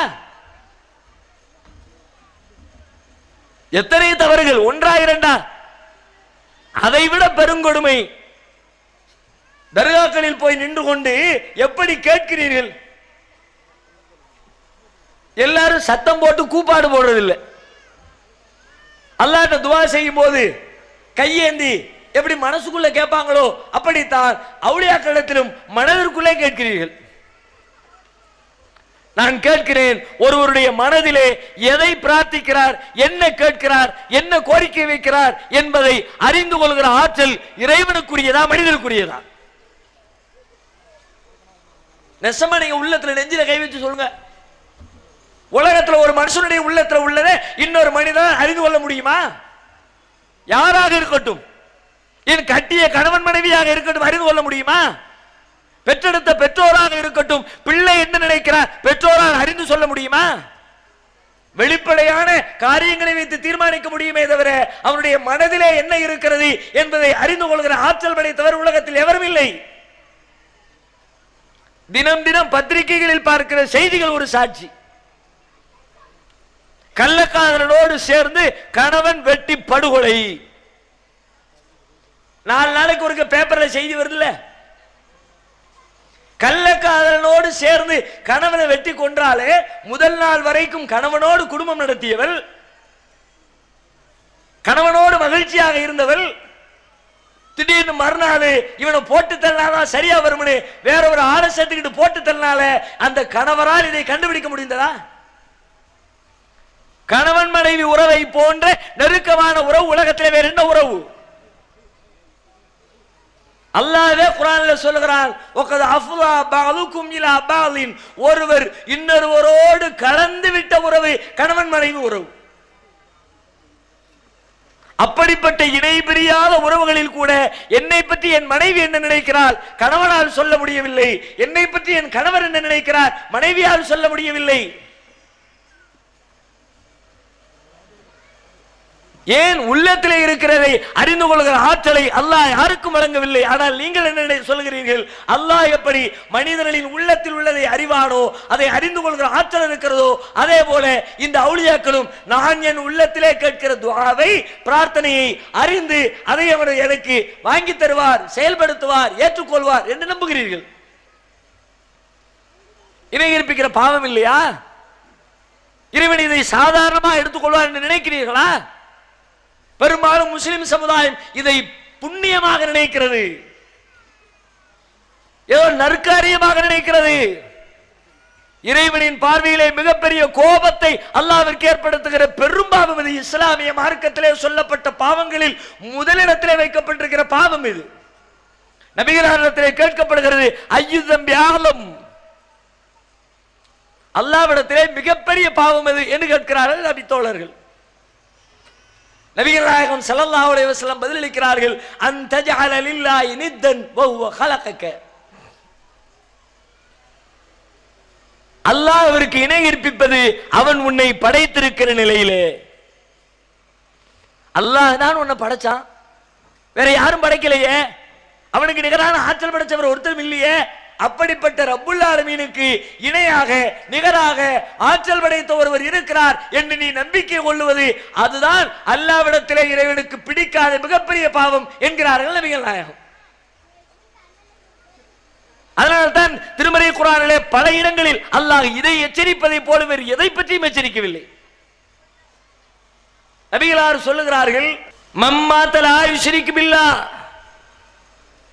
யார் அல்லாஹ்விற்கு இணை கற்பிக்கவில்லையோ அதே நிலையில் மரணிக்கிறாரோ ஃபக்கத் தகலல் ஜன்னா, அவர் சுவர்க்கத்திற்குள் நுழைவார். இறைவனுக்கு நிகராக யாரையும் கற்பனை செய்யாவிட்டால் அதை அல்லாஹ் ஏற்றுக்கொள்கிறான், மகிழ்கிறான், மகிழ்ச்சி அடைகிறான். வேறு எந்த பாவங்களை நீங்கள் செய்திருந்தாலும் விரும்பினால் மன்னிப்பான். ஆனால் இந்த பாவம் இறைவனுடைய அந்த இயற்கை குணத்தையே மாற்றி விடுகிறது. எந்த அளவிற்கு இறைவனுடைய இயல்பு குணங்களை பற்றி திருமறை குர்ஆன் சொல்லுகிறது. அல்லாஹ் தயார குணம் படைத்தவன், அல்லாஹ் மன்னிக்கின்ற கருணையாளன். இறைவனை போன்ற மன்னிக்கிறவரை யாரும் பார்த்திட முடியாது. குர்ஆன் நெடுகிலும் பேசுகிறது. யா இபாதியல்லதீன அஸ்ரஃபு அலா அன்ஃபுஸிஹிம் லா தக்னது மின் ரஹ்மத்தில்லாஹ், தங்களுக்கு தாங்களே தீங்கு செய்து கொண்ட என்னுடைய அடியார்களே, அல்லாஹ்வுடைய அருளில் நம்பிக்கை இழந்து விடாதீர்கள். அல்லாஹ் மன்னிக்காம போயிருவானோ நினைச்சிடாத, மன்னிப்பு கேளு. ஒரே பாவத்தை ஒரு மனிதன் திரும்ப திரும்ப செய்தாலும் நிஜமாகவே உள்ளத்திலே வருந்தி அழுது தொழுது அல்லாஹ்விடத்திலே மன்னிப்பு கேட்டால் மன்னிக்கின்ற தயார குணம் படைத்தவன் அல்லாஹ். ஏற்கனவே மன்னிப்பு கேட்டானே அப்படி அல்லாஹ் பார்க்க மாட்டான். ஏற்கனவே நெசமா கேட்டான், இப்பவும் நெசமா கேட்கிறான், போ மன்னிச்சுட்டேன் போ. உலகத்தில் நாம் மன்னிப்போமா? ஒரு தவறை முதலாக ஒருவர் செய்தால் கூட அதை மன்னிக்கிற பொழுது எப்படி மன்னிப்போம்? இதுதான் ஃபர்ஸ்ட் அண்ட் லாஸ்ட். முதல் தடவை அப்பதான் செஞ்சிருப்பான், அப்பவே நம்ம எண்டு கட்டிடுவோம், முடிச்சு போய் இதான் லாஸ்ட், இதுக்கு மேல செஞ்ச தொலைச்சு போடுவேன், உண்டியில் ஆக்கிடுவேன். மனிதர்கள் மன்னிப்பதற்கு தயாரில்லை. படைத்த ரப்புல் ஆலமீன் மன்னிக்கிறான். தயார குணம் படைத்த மன்னிப்பாளன் எந்த அளவிற்கு மன்னிக்கிறான்? நபிகள் நாயகம் அதை விளக்குகிறார்கள். அல்லாஹ் மன்னிப்பதிலே மகிழ்ச்சி அடைகிறான். அஷத்து ஃபர்ஹன் பி தௌபத்தில் அப்தி, ஒரு அடியானுடைய பாவ மன்னிப்பை பார்த்து அல்லாஹ் மகிழ்ச்சி அடைகிறான், கடுமையான மகிழ்ச்சி. உலகத்திலே மன்னிக்கிற பொழுது மகிழ்ச்சி அடைந்து ஒருவரை காட்டுங்கள் பார்க்கலாம். பரிசு கொடுக்கிற பொழுது மகிழ்வார்கள், வெற்றி அடைகிற பொழுது மகிழ்வார்கள். பிறர் ஒருவன் தனக்கு தீங்கு அந்த தீங்கிற்காக மன்னிப்பு கேட்கிற பொழுது அதை நினைத்து மகிழ்ச்சி அடைந்த ஒரு மனிதன் உண்டா? படைத்த ரப்புல் ஆலமீன் மகிழ்ச்சி அடைகிறானாம். வந்துட்டான்ல, எங்க போனாலும் எங்க சுத்தினாலும் அவனுடைய பாவத்தை மன்னிக்கிற அல்லாஹ் ஒருத்தன் இருக்கிற என்று நம்புறான்ல, அந்த நம்பிக்கைக்கு நான் உத்தரவாதம் தருகிறேன், அவனுடைய பாவத்தை மன்னிக்கிறேன். குர்ஆன் நெடுகிலும் மன்னிப்பை பற்றி பேசுகிறது. இன்னல்லாஹ் கஃபூருர் ரஹீம், அல்லாஹ் இரக்கம் நிறைந்தவனாக மன்னிக்கிறவனாக இருக்கிறான். வமன் யக்ஃபிரு ذுனூப இல்லல்லாஹ், அல்லாஹ்வை தவிர உங்கள் பாவத்தை மன்னிக்கிறவன் எவன் இருக்கிறான்? மன்னிப்பு கேட்டால் இறைவனுடைய பார்வையில சாதாரண ஒரு மனுஷன்ல என்னதை கேட்டோமோ அதனை கொடுக்கணும். இறைவனிடத்தில் மன்னிப்பு கேட்டா மன்னிப்பை மட்டும் இறைவன் கொடுப்பதில்லையாம், அதை தாண்டி உங்களுக்கு தேவையான அனைத்தையும் தருவானாம். ஃபஸ்தக்ஃபிரு ரப்பக்கும் சும்ம தூபு இலை, உங்கள் இறைவனிடத்திலே திரும்பி மன்னிப்பு கேளுங்கள். யுமத்திஉக்கும் மதான் ஹஸனன் இலா அஜலின் முஸம்மா, குறிப்பிட்ட காலம் வரை உங்களுக்கு அழகான வாழ்க்கை வசதிகளை தருவான். ஆனா நம்ம செய்யற பெரிய பிழை என்ன தெரியுமா? வாழ்க்கையில் நமக்கு நிறைய வசதி வேணும், வருமானம் வேணும், சொத்து பத்துக்கள் வேணும், மகிழ்ச்சியான குடும்பம் வேணும், நல்ல அறிவு வேணும், திறமை வேணும், அல்லாட்ட எல்லாத்தையும் கேட்போம். ஆனா மன்னிச்சுங்கிறத மட்டும் கேட்கறதே கிடையாது.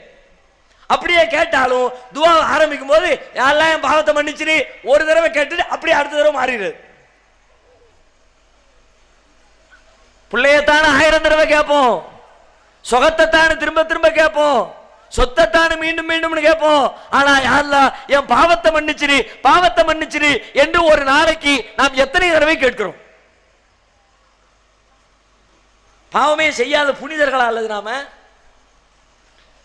நூற்றுக்கணக்கான பாவங்களை செய்து கொண்டிருக்கிற மனிதர்களாயினா அல்லாஹ்விடத்திலே பாவ மன்னிப்பு கேட்பதிலே பின்னங்கி இருக்கிறோம். ஆனால் முன் பாவம் பின் பாவம் என்று வாழ்க்கையில் அனைத்து பாவங்களும் மன்னிக்கப்பட்ட அண்ணலம் பெருமகனார் சொல்லுகிறார்கள், இன்னி லஅஸ்தக்ஃபிருல்லாஹ ஃபீ குல்லி யௌமின் 100 மர்ரா, நான் ஒவ்வொரு நாளும் என்னை படைத்த இறைவனிடத்திலே 100 தடவைகள் பாவ மன்னிப்பு கேட்கிறேன். ஏன் ரசூல் அவ்வளவு பாவம் மன்னிப்பு கேட்டாங்க? நிறைய பாவம் செஞ்சுட்டாங்களா அல்லது நம்மளை விட கூட பண்ணிட்டாங்களா? மன்னிப்பு கேட்பது இறைவனை மகிழ்ச்சி அடைய செய்யும். இறைவனை மகிழ்ச்சி அடைய செய்கிற காரியத்தை நான் செய்கிறேன். மகிழ்ந்தால் என்ன செய்கிறான்? எனக்கு தேவையான எல்லாவற்றையும் தருகிறான். நூஹ் நபியுடைய பிரச்சாரத்தை பற்றி குர்ஆன் சொல்லுகிறது. என்னவெல்லாம் செய்தார்கள்? நூஹ் நபி சொல்கிறார்கள், ஃபகுல்து அஸ்தக்ஃபிரு ரப்பக்கும் இன்னஹு கான கஃபாரா, நான் என்னுடைய சமுதாயத்திற்கு சொன்னேன், மக்களே உங்கள் இறைவனிடத்திலே மன்னிப்பு கேளுங்கள், அவன் உங்களை மன்னிப்பான். யுரிசி சமா அலைக்கும் மிதிராரா, வானத்திலிருந்து தொடர்ச்சியாக மழையை தருவான். ஒயம்திதுக்கும் அம்வாலின், உங்களுக்கு செல்வத்தை தருவான்.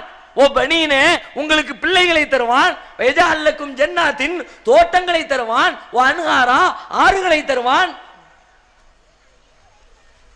ஆரத்தானு கேட்டு ஆற தர்றதில்ல, புள்ளையத்தானு கேட்டு புள்ளைய தர்றதில்ல, சொத்தத்தானு கேட்டு சொத்தை தர்றதில்ல.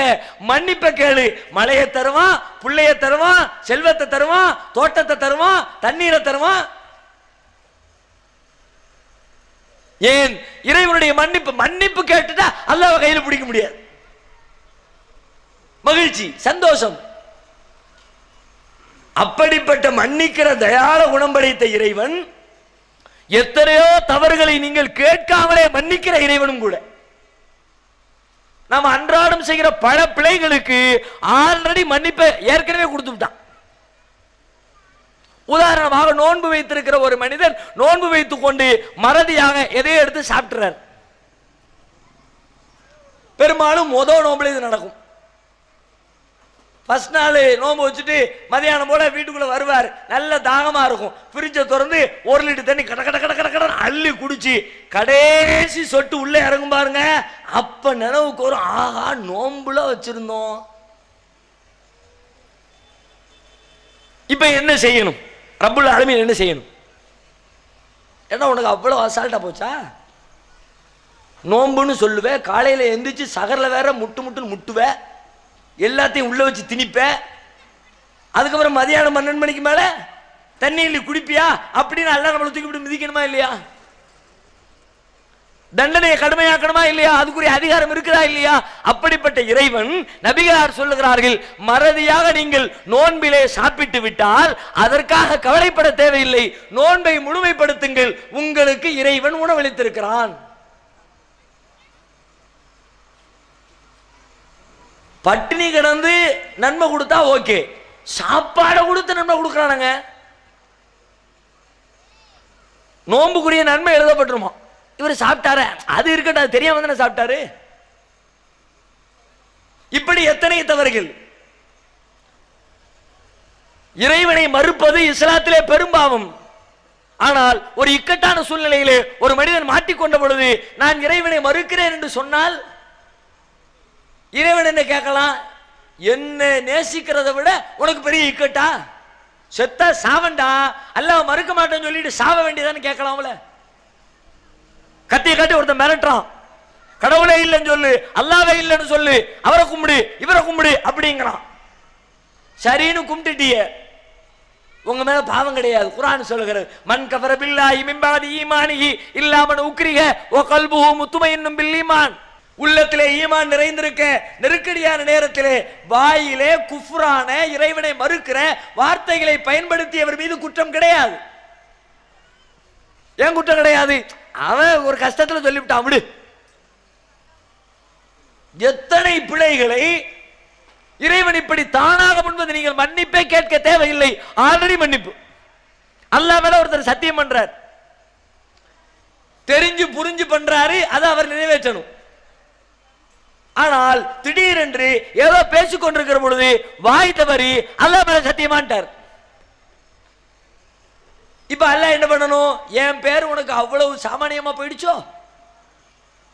என் பேரை சும்மா சும்மா யூஸ் பண்ணுவியோ? பேரை யூஸ் பண்ணா கரெக்டான இடத்துல யூஸ் பண்ணு அப்படின்னு அல்லாஹ் கோபப்படணும்ல. அல்லாஹ் சொல்றான், லா யுஆகிதுகுமுல்லாஹு பில்லகவி ஃபீ ஐமானிக்கும், உங்களுடைய சத்தியங்களில் வீணானவற்றிற்காக அல்லாஹ் உங்களை குற்றம் பிடிக்க மாட்டான். தெரியாம அல்லாஹ் சத்தியமா போ, பரவாயில்ல, தெரியாம சொல்லிட்ட, கவனம் இல்லாம சொல்லிட்ட, வாய் தவறி சொல்லிட்ட, நீ சொன்னதுக்காக நான் குற்றம் பிடிக்க மாட்டேன் போ.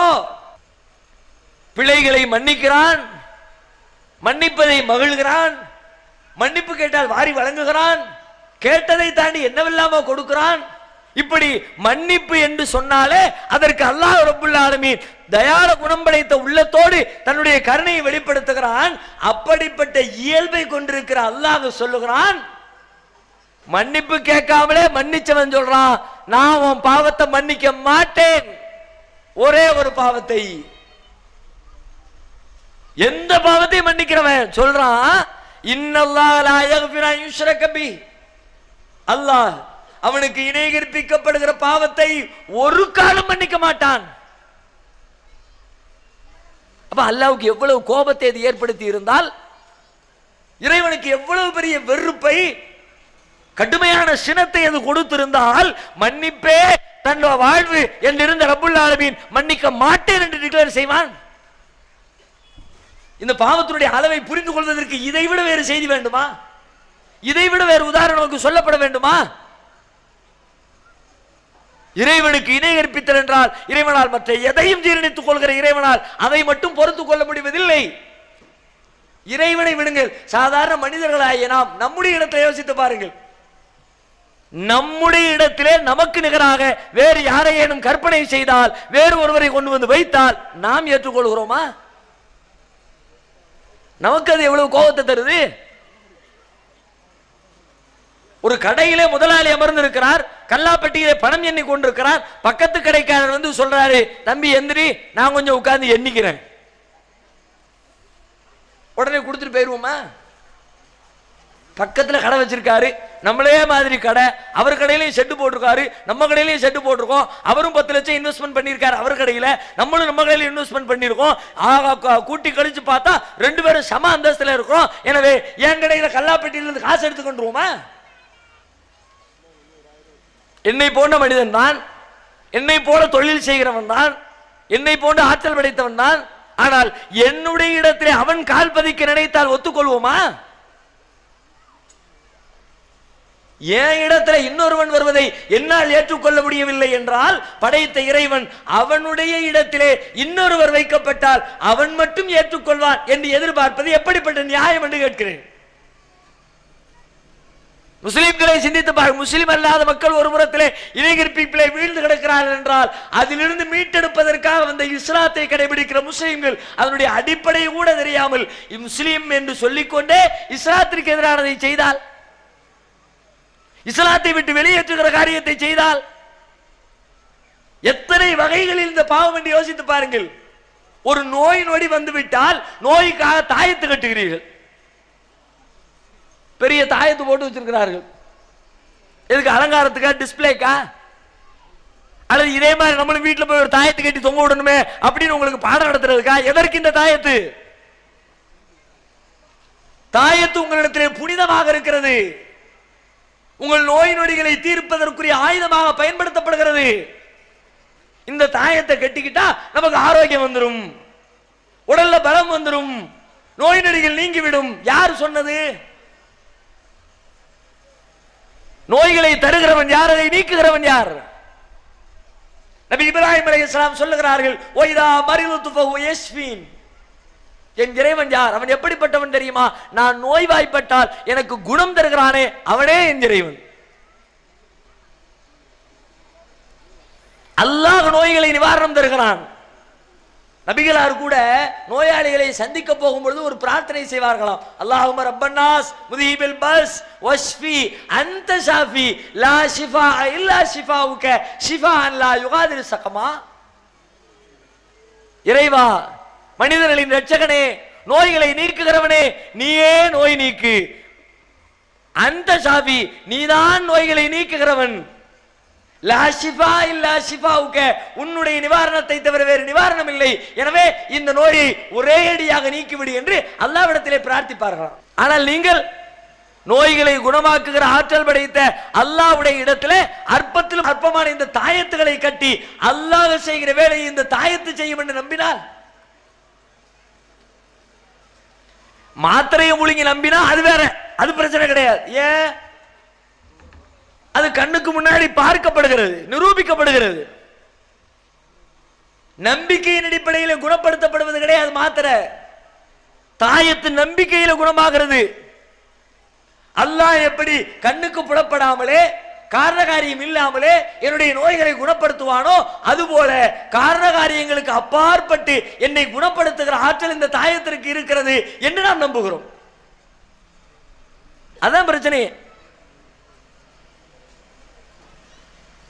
அப்படிப்பட்ட ஆற்றல் இருக்கிறதா? அந்த தாயத்தில் என்ன இருக்கிறது? உள்ள உடைச்சு பார்த்திருக்கீங்களா? மன் தஅல்லக தமீமத்தன் ஃபகத் அஷ்ரக, தாயத்தை தொங்க விட்டு கொண்டவன் அவன் இறைவனுக்கு இணை கற்பித்து விட்டான் நபிகளார் சொன்னார்கள். நபிகள் நாயகம் ஸல்லல்லாஹு அலைஹி வஸல்லம் அவர்களிடத்திலே இஸ்லாத்தை ஏற்றுக்கொள்வதற்காக வேண்டி ஒரு கூட்டம் வருகிறது. 10க்கும் மேற்பட்டவர்கள் வருகிறார்கள். நபிகளாரின் காலத்தில் அவர்களுடைய கைகளை நீட்டி கைகளுக்கு மேல் கைகளை வைத்து உறுதிமொழி கொடுத்து தான் இஸ்லாத்திற்கு வருவார்கள். பையத்து செய்வது, ரசூலுல்லாஹ் கை நீட்டுறாங்க, எல்லாரும் பையத்து செய்யறாங்க. ஒரே ஒருத்தர் ரசூலுல்லாஹ் தள்ளி விட்டுறாங்க, தள்ளிப்போ. 10 பேருக்கு பையத்து செய்து விட்டு தனியாக இருக்கிற ஒருவரை அழைத்து அவருடைய கையிலே இருக்கிற கட்டப்பட்டிருக்கிற தாயத்தை கழட்டி எரிந்து விட்டு அதுக்கு பிறகு கையை நீட்டி இப்ப பையத்து பண்ணு. நபிகளார் சொல்லுகிறார்கள், என்ன காரணம்? இரண்டும் வேறு வேறு குணங்கள், இரண்டும் வேறு வேறு நம்பிக்கைகள். இஸ்லாத்தை ஏற்பது ஏக இறைவன் மட்டுமே நோய்களை குணமாக்குகிற ஆற்றல் படைத்தவன் என்று நம்புகிற நம்பிக்கைக்கு பெயர் இஸ்லாம். இறைவன் எப்படி குணப்படுத்துவானோ அப்படி இந்த தாயத்தும் குணப்படுத்தும் என்று நம்பினால் அது இஸ்லாத்திற்கு நேர் எதிர்மறையான நம்பிக்கை. எனவே இரண்டும் ஒரே உள்ளத்திலே இடம்பெற முடியாது என்ற காரணத்தினால் தாயத்தை அகற்றிவிட்டு நபிகள் நாயகம் ஸல்லல்லாஹு அலைஹி வஸல்லம் அவரை இஸ்லாத்திற்குள்ளே வரவழைக்கிறார்கள். ஆனால் நாம் முஸ்லிம் என்று சொல்லிக்கொண்டே தாயத்தை அணிந்து கொண்டிருந்தால் நாம் என்ன முஸ்லிம்? இஸ்லாத்தில் ஏற்றுக்கொள்ளப்படுமா இந்த நம்பிக்கை? அவ்வளவு ஏன் நாம் செய்யக்கூடிய இந்த இணை கற்பிக்கிற பாவங்கள்ல பிரதானமான பாவம் என்ன தெரியுமா? இறைவனுக்கு செய்கிற வழிபாட்டையே மற்றவர்களுக்கு கொடுக்கிறோம். இஸ்லாத்தினுடைய அடிப்படையில் லா இலாஹா இல்லல்லாஹ், வணக்கத்திற்குரியவன் அல்லாஹ்வை தவிர வேறு யாரும் இல்லை. இதுதான் இஸ்லாத்தினுடைய பேஸ். இதுக்கு மேலதான் இஸ்லாம் என்ற கட்டிடம் இருக்கிறது. ஆனால் நாம் எத்தனை வணக்கங்களை அல்லாஹ் அல்லாதவர்களுக்கு செய்து கொண்டிருக்கிறோம் தெரியுமா? தர்காக்களில் போய் கையேந்துகிறீர்களே அவுலியாக்களே, மகான்களே, துஆ செய்கிறீர்களே, துஆ என்பது வணக்கம் இல்லையா? இஸ்லாத்தின் பார்வையிலே பிரார்த்தனை என்பது ஒரு இபாதத் இல்லையா? நபிகளார் சொன்னார்கள், அத்துஆவு ஹுவல் இபாதா, துஆ இருக்கிறது அதுதான் வணக்கம், தலை சிறந்த வணக்கம். தொழுகை நோன்பை போல அற்புதமான ஒரு வணக்கம் துஆ. உங்களுடைய பலகீனத்தை எல்லாம் அல்லாஹ்விடத்திலே முறையிடுகிற ஒரு இடம் துஆ. அதிகமாக துஆ செய்யுங்கள், சுஜூதிலே துஆ செய்யுங்கள், உங்கள் தேவைகளை அல்லாஹ்விடத்திலே கேளுங்கள். அப்படி ஆர்வம் ஊட்டினார்கள் நபிகள் நாயகம். அந்த துஆ இபாதத்து வழிபாடு என்று சொல்லித் தரப்பட்ட துஆவை அவுலியாக்களிடத்தில் போய் மகான்களே அவுலியாக்களே லா இலாஹா இல்லல்லாஹ் சொன்னதனுடைய லட்சணம் இதுதானா? வணக்கத்திற்குரிய இறைவன் அல்லாஹ்வை தவிர யாரும் இல்லை என்று சொல்லிவிட்டு அவுலியாக்கள் இருக்கிறார்கள், பெரியார்கள் இருக்கிறார்கள் என்று நம்பினால் ஒவ்வொரு நேர தொழுகையிலும் நீங்கள் கொடுத்த வாக்குறுதி என்ன? இய்யாக நஅபுது வ இய்யாக நஸ்தஈன், இறைவா உன்னையே நாங்கள் வணங்குகிறோம், உன்னிடமே நாங்கள் உதவி தேடுகிறோம். கையேந்தி துஆ செய்யறதா இருந்தாலும் ஒன்ட்டனா அல்லாஹ் துஆ செய்வோம், வேற யார்ட்டையும் துஆ செய்ய மாட்டோம்னு சொன்னீங்களே. 5 நேர தொழுகையில திரும்ப திரும்ப சொன்னீங்களே. சுன்னத்தான தொழுகை, நஃபிலான தொழுகைன்னு எல்லா ரக்காத்துகளையும் ஃபாத்திஹா சூராவை ஓதி இய்யாக நஸ்தஈன், உன்னிடமே உதவி தேடுகிறோம் என்று சொல்லிவிட்டு அவுலியாக்களிடத்தில் உதவி தேடினால் இறைவனுக்கு அது கோபத்தை தராதா? அல்லாஹ்வுக்கு அது வெறுப்பை தராதா? அதனால்தான் அல்லாஹ் சொல்லுகிறான், எத்தனை நல்லறங்கள் செய்தாலும் எனக்கு நிகராக என்னிடத்தில் இருக்கிற ஆற்றல் இன்னொருவருக்கு இருக்கிறது என்று ஒருவர் நம்பிவிட்டால் அவர் செய்த எந்த நல்லறமும் பயனற்று போய்விடும் என்கிறார். வலகத் ஊஹிய இலைக வ இலல்லதீன மின் கப்லிக, நபிகள் நாயகத்தை பார்த்து இறைவன் சொல்லுகிறான், வலகத் ஊஹிய இலைக, நபியே உமக்கு நாம் வஹி அறிவித்திருக்கிறோம், ஓ இலல்லதீன மின் கப்லிக, உமக்கு முன்னால் வந்த தூதர்களுக்கு நாம் வஹி அறிவித்திருக்கிறோம். என்ன தெரியுமா? லைன அஷ்ரக்த லயஹ்பத்தன்ன அமலுக, நீர் இணை கற்பித்தால் உங்களுடைய நல்லறம் எல்லாம் அழிந்து விடும் என்று அறிவித்திருக்கிறோம். தாயத்து போட்டால், தர்காவுக்கு போனால், அவுலியாவே என்று கையேந்தினால் நீங்கள் தொழுதால் நன்மை கிடையாது, நோன்பு இருந்தால் நன்மை கிடையாது, ஹஜ் செய்தால் நன்மை கிடையாது, தர்மம் செய்தால் நன்மை கிடையாது. இஸ்லாத்திலே சொல்லப்பட்ட எந்த நற்காரியத்தை செய்தாலும் உங்களுக்கு அதனால் எந்த பிரதிபலனும் கிடையாது. ஏன்? நீங்கள் இறைவனுக்கு நிகராக இன்னொருவரை கொண்டு போய் வைத்து விட்டீர்கள். உண்மையில இறைவனுடைய பண்பு என்ன தெரியுமா? நன்மைகளை வாரி வழங்குறதுல அவனுக்கு நிகராக யாரையும் கற்பனை செய்யல. எதுக்குத்தான் நன்மைன்னு கிடையாது. ஒரு மனிதன் தன்னுடைய சொந்த தேவைக்காக செய்து கொள்கிற காரியத்திற்கு கூட நன்மை தருகிறது இறைவனுடைய பார்வையிலே இருக்கிறது. ஒருவன் தன்னுடைய மனைவிக்கு உணவு ஊட்டுகிறான்.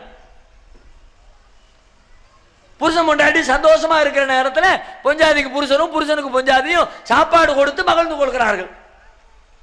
கொடுத்தது எதற்கு? அவர்களுடைய சொந்த மகிழ்ச்சிக்கு, சொந்த தேவைக்கு. நபிகளார் சொல்லுகிறார்கள், உங்கள் மனைவியின் வாயில் நீங்கள் ஊட்டுகிற ஒரு கவல உணவிற்கு கூட உங்களுக்கு தர்மம் பதிவு செய்யப்படும், நன்மை வழங்கப்படும். இதுக்கெல்லாம் ஏன் கொடுக்கணும்? அல்லாஹ் கொடுக்க வேண்டிய தேவை என்ன? தொழுகையா? இது என்ன நோன்பா?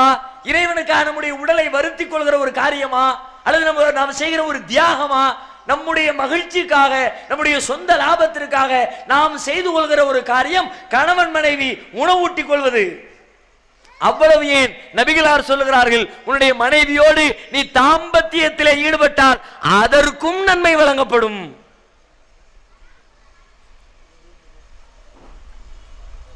கற்பனையே செஞ்சிருக்க மாட்டோம். இன்னும் சொல்ல போனால் அதுவெல்லாம் ஏதோ ஆன்மீக வட்டத்தை தாண்டியது என்றுதான் உலகம் நம்புகிறது. இல்லற இன்பம் என்பதே ஆன்மீகத்திற்கு எதிரானது. துறந்து விடு, அனைத்தையும் துறப்பவனே கடவுளை நெருங்க முடியும் என்று உலகத்து சித்தாந்தங்கள் எல்லாம் பேசிக் கொண்டிருக்க நேரத்திலே நபிகளார் சொல்லுகிறார்கள், நீ மனைவியோடு இணைந்தால், இல்லறத்திலே பங்கெடுத்தால், தாம்பத்திய இன்பத்தை அடைந்தால், அந்த இன்பத்திற்காக மனைவியோடு இன்பம் பெற்றதற்கு நன்மை அப்பா, மறுமையிலே சுவனம் அப்பா. ஏன்? அதிலே இறைவனுக்கு என்ன கிடைக்கிறது? எதுவும் இல்லை. ஆனால் இறைவன் மனிதனுக்கு அதிகமான நன்மைகளை வாரி வழங்கி அவனை சுவனத்திலே பிரவேசிக்க செய்ய வேண்டும் என்பதற்காக அற்பத்திலும் அற்பமானதற்கெல்லாம் நன்மை, நினைத்து பார்க்க முடியாத காரியங்களுக்கெல்லாம் நன்மை. ஒருவர் தன்னுடைய பிள்ளையை முறையாக வளர்த்து ஆளாக்கினால் அதற்கு நன்மை. தெருவிலே இருக்கிற ஒரு மனிதருக்கு உதவி செய்தால் அதற்கு நன்மை. வாகனங்களில் ஏறுவதற்கு சிரமப்படுகிற மனிதரை ஏற்றிவிட்டால் அதற்கு நன்மை. நல்ல வார்த்தைகளை பயன்படுத்தினால் அதற்கு நன்மை. எதிரிலே வருகிறவனை பார்த்து சிரித்தால் அதற்கு நன்மை. சிரிக்கிறதுக்கு அல்லாஹ்வுக்கு என்ன வந்துச்சு? கடைக்கு போறிய, கடைக்காரர் பார்க்கிறாரு, நீங்க அவரை பார்த்து ஒரு சிரிப்பு, அவர் உங்களை பார்த்து ஒரு சிரிப்பு, எழுதப்பட்டுருச்சு நன்மை. தனியா உட்கார்ந்து யோசிச்சா என்னடா இது விளையாட்டுத்தனமா இருக்கு, இதுக்கெல்லாம் எதுக்குன்ற நன்மை? இதுக்கெல்லாம் அல்லாஹ் நன்மையை போடலாட்டி நம்மள பல பேர் தேர மாட்டோம். நன்மை தீமை ரெண்டையும் கணக்கெடுத்து பார்த்தா மறுமையில எது நிற்கும்? இது எல்லாம் நன்மையை தூக்கி போட்டா தான் தராசு கீழே இறங்கும். இல்ல நன்மை ஒன்றும் தேராது. காலையிலிருந்து சாயங்காலம் வரைக்கும் நம்ம பேசுற பேச்சு, செய்யற நடவடிக்கை, பார்க்கிற பார்வை எல்லாத்தையும் லிஸ்ட் எடுத்து பாருங்க. எவ்வளவு நன்மை எவ்வளவு தீமைன்னு நீங்க உங்களுக்கு ஒரு கணக்கு போட்டு பாருங்க. அம்மாடி உங்களாலே தாங்க முடியாது. மறுமையில கூட அப்படித்தானா?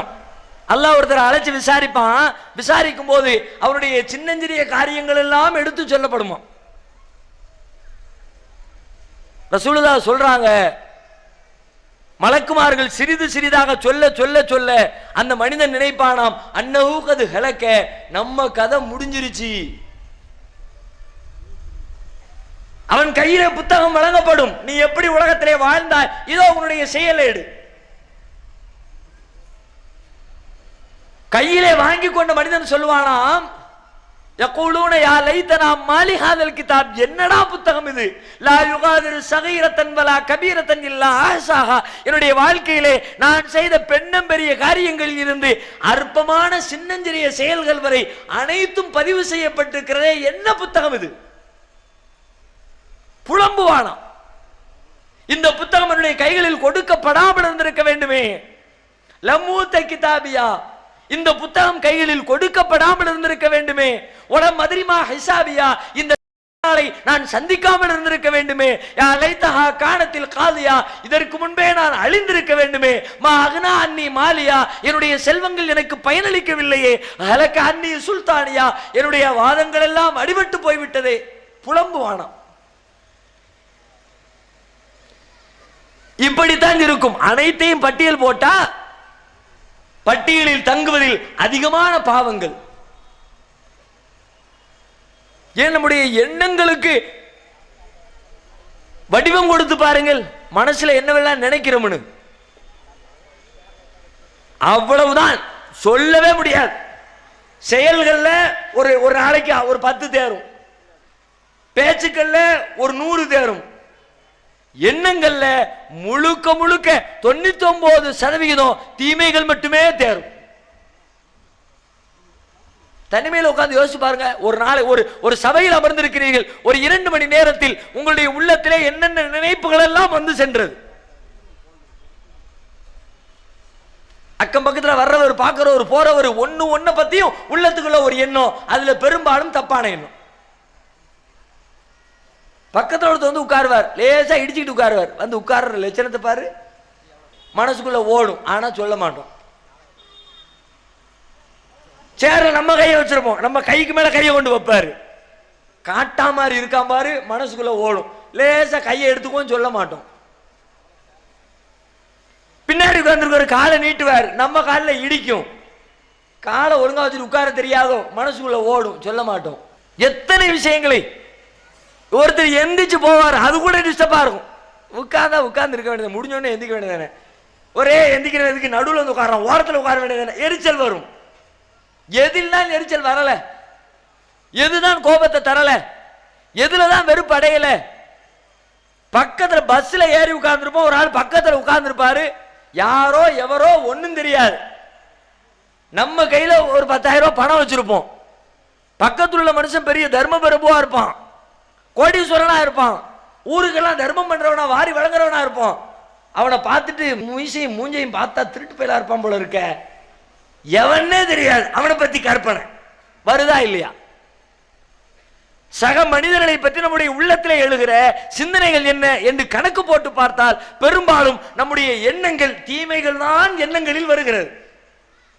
யூசுப் அலைஹிஸ்ஸலாம் சொன்ன செய்தி கூட குர்ஆனிலே இருக்கிறது. வமா உபர்ரிவு நஃப்ஸி இன்ன நஃப்ஸல அம்மாரத்தும் பிஸூ, என்னுடைய உள்ளம் தூய்மையானது என்று நான் வாதிட மாட்டேன். உள்ளம் என்பது பெரும்பாலும் தீமையை தான் தூண்டுகிறது. இப்படிப்பட்ட தீமைகளில் உழல்கிற மனிதனுக்கு தீமைகளையும் நன்மைகளையும் எடை போட்டு அவனுக்கு நன்மை பரிசீலிக்க நினைத்தால் என்னவாகும்? அதனால்தான் அல்லாஹ் என்ன பார்க்கிறான், செய்யாத காரியங்களுக்கெல்லாம், விரும்பாத காரியங்களுக்கெல்லாம், நினைக்காத காரியங்களுக்கெல்லாம் இதோ வச்சுக்க நன்மை, இதோ வச்சுக்க நன்மை, இதோ வச்சுக்க நன்மை அள்ளி கொடுத்து கொண்டே இருக்கிறான். ஷஹீதாக வேண்டும் என்று ஒருவர் நினைக்கிறார், ஆனால் படுக்கையிலே மரணிக்கிறார். வச்சுக்க ஷஹீதுடைய அந்தஸ்து. அல்லாஹ்ட்ட கேட்கிறார், யா அல்லாஹ் நான் ஷஹீதாகணும்னு விரும்புறேன். அல்லாஹ் அவருக்கு போருக்கு போற வாய்ப்பு கிடைக்கல, எதிரிகளோடு சண்டையிடுகிற வாய்ப்பு கிடைக்கல, அதுல கொல்லப்படுற பாக்கியம் கிடைக்கல, வீட்டிலே படுக்கையிலே நிலைய படுத்துக்கொண்டே மரணித்தாலும் அவருக்கு ஷஹீதுடைய பாக்கியம் கிடைக்கும் என்கிறார்கள் நபிகள் நாயகம். இப்படி எது எடுத்தாலும் நன்மைகளாக வாரி தருகிற அல்லாஹ் சொல்லுகிறான், ஒரு மனிதன் அவன் செய்த தொழுகைக்கு நான் நன்மை தர மாட்டேன், அவன் வைத்த நோன்பிற்கு நன்மை தர மாட்டேன், அவன் செய்த ஹஜ்ஜிற்கு நன்மை தர மாட்டேன், அவன் செய்த நல்லறங்களுக்கு நன்மை தர மாட்டேன். ஏன் தெரியுமா?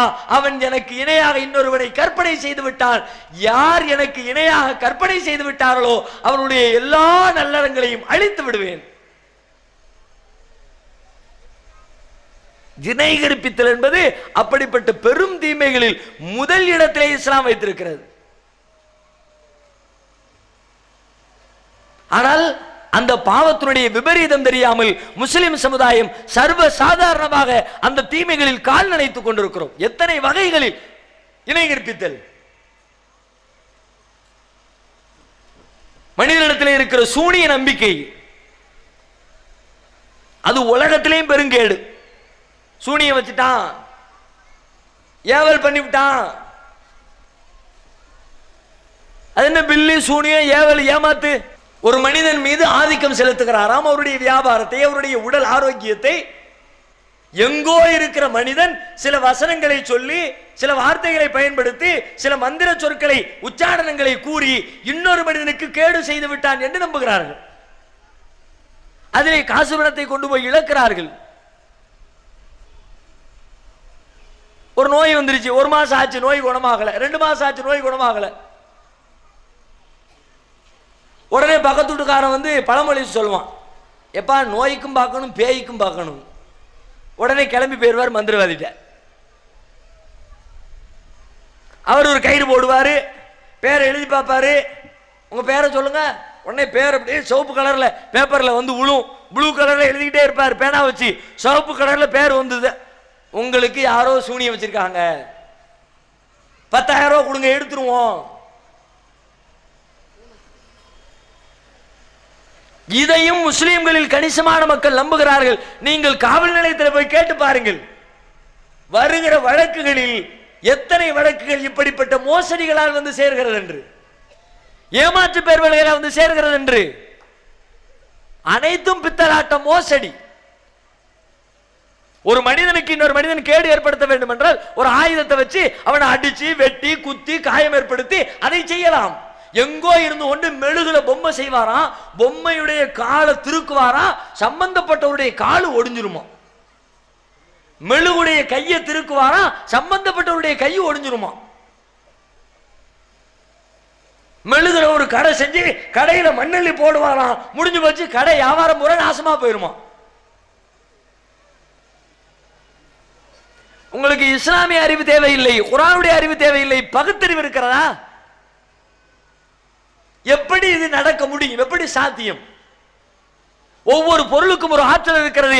அந்த ஆற்றலை தாண்டி அந்த பொருளிலே எதிர்பார்ப்பது முட்டாள்தனம். ஒரு பேப்பர் என்றால் பேப்பருக்கு என்று ஒரு ஆற்றல், பேப்பரால் செய்யக்கூடிய வேலைகள் என்று சிலது இருக்கிறது. அதை தாண்டி பேப்பரை வைத்து எதுவும் செய்ய முடியாது. இதுதான் அறிவு. ஒரு மைக் இருக்கிறது என்றால் மைக்கிற்கு என்று ஒரு ஆற்றல், அதை கொண்டு செய்யக்கூடிய வேலைகள் என்று சிலது இருக்கிறது. அதை மட்டுமே செய்ய முடியும், அதை தாண்டி எதுவும் செய்ய முடியாது. நான் இந்த மைக்கை வச்சு வீடு கட்டிட்டேன்னா, மைக்கை வச்சு பேசலாம்டா. மைக்கை வச்சு எப்படி வீடு கட்டுவேன்? செங்கலை வச்சு வீடு கட்டுவான், சிமெண்டை வச்சு வீடு கட்டுவான், சுண்ணாம்பு வச்சு வீடு கட்டுவான். நீ மைக்கை வச்சு வீடு கட்டிட்டேங்கிற கேள்வி கேட்க வேண்டாமா? அப்படித்தான் மெழுகு பொம்மையிலே மந்திரத்தை சொல்லி சம்பந்தப்பட்டவருடைய காலை உடைக்கிறேன் என்கிறார்கள். மெழுகு பொம்மையை உடைச்சா அதுதானையா உடையும், இவங்கால் எப்படி உடையும் கேட்டோமா? காரண காரியத்திற்கு அப்பாற்பட்டு ஒருவனுக்கு தீங்கு செய்வதாக இருந்தால் படைத்த ரப்புல் ஆலமீனுக்கு மட்டுமே முடியும், இறைவனால் மட்டுமே முடியும். இறைவனால் செய்ய என்ற காரியத்தை ஒரு அற்பத்திலும் அற்பமான மனிதன் செய்வான் என்று நம்புகிறீர்களே, இது இணை கற்பித்தல் இல்லையா?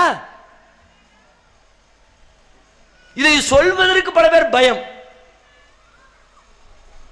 தப்பு மாதிரி தான் தெரியுது. ஒருவேளை சொல்லி ஏழா உடம்பு அவர் என்னமா நமக்கு என்னமா பண்ணிவிட்டா, பல பேருடைய உள்ளத்தில் பயம். அதனால் தான் தவறு என்று தெரிகிறவர்கள் கூட சொல்ல மறுக்கிறார்கள். ஒரு காவல்துறை அதிகாரி கூட சொன்னார், இப்படி மந்திரவாதி இடத்திலே ஏமாந்தவர் புகார் கொடுக்க வருகிறார், வந்து என்ன சொன்னார் தெரியுமா? சார் எப்படியாவது சொல்லி வாங்கி தந்துருங்க. எஃப்ஐஆர் போட்டுருமா? இல்ல கேஸ் தான் போட்ட வேண்டாம், என்ன ஏமாத்துறாமல கேஸ் போட்டு உள்ள தரலாமல, அது வேண்டாம், பேசி வாங்கி தந்தா போதும். எதுக்கு கேஸ போட்டா என்னமாவது பண்ணிட்டாம்னா, அடுத்தவனுக்கு வைக்க சொன்னோம், நமக்கு என்னமாவது வச்சுட்டாம்னா நம்பாதீர்கள். யாரும் வைக்க முடியாது, அனைத்தும் பித்தலாட்டம். அப்படி யாரேனும் வைக்க முடியும் என்றால் எங்களுக்கு வைக்க சொல்லுங்கள் என்று நாங்கள் சவால் விடுகிறோம். எந்த மந்திரவாதிகள் எல்லாம் இப்படி தன்னால் சூனியம் வைக்க முடியும் என்று சொல்கிறார்களோ அந்த மந்திரவாதிகளின் வீட்டு வாசல்களுக்கு முன்னால் கூட்டம் போட்டு கோரிக்கை வைக்கிறோம், எங்களுக்கு வை, எங்கள் கைகளை முடக்கு, எங்கள் கால்களை முடக்கு, உனக்கு தேவையான பொருட்களை நாங்கள் தருகிறோம். செய்தார்களா? எத்தனை ஊர்களில் பேசியிருக்கிறோம். முதலில் அவர்கள் யாருடைய கைகளை முடக்க வேண்டும்? அவங்களுடைய வியாபாரத்திற்கு வேட்டு வைக்கிற நம்முடைய கைகளுக்கு அல்லவா? அவருடைய திறமையை குறை சொல்லுகிற நம்முடைய கால்களுக்கு அல்லவா வச்சார்களா? ஒண்ணு வைக்கலையே. என்ன வேணும் தர்றோம்பா, எழுதி தரணுமா? தர்றோம். புத்தி சுவாதீனத்தோடு நாங்கள் எழுதி தருகிற பத்திரம், இதற்கும் யாருக்கும் சம்பந்தம் இல்லை, நாங்கள் முழு மனதோடு கட்டுப்படுகிறோம். பத்திரத்தில் எழுதி தரணுமா எழுதி தர்றோம். நாங்கள் பயன்படுத்திய பொருள் வேண்டுமா தருகிறோம். என்ன பொருள் வேணும் கேளு தர்றோம். காலடி மண்ணு வேணுமா தர்றோம். முடி வேணுமா தர்றோம். ட்ரெஸ் வேணுமா தர்றோம். எப்படி கேட்கிறீ அப்படி தர்றோம். மிரட்டுவதற்காக அவர் பயன்படுத்திய உள்ளாடை வேண்டும், அவ்வளவுதானே தர்றோம். ஒரு வாரம் இல்ல ஒரு மாசம் போட்டு நாத்தம் முடிச்சதை கலட்டி தர்றோம். கொண்டு வையி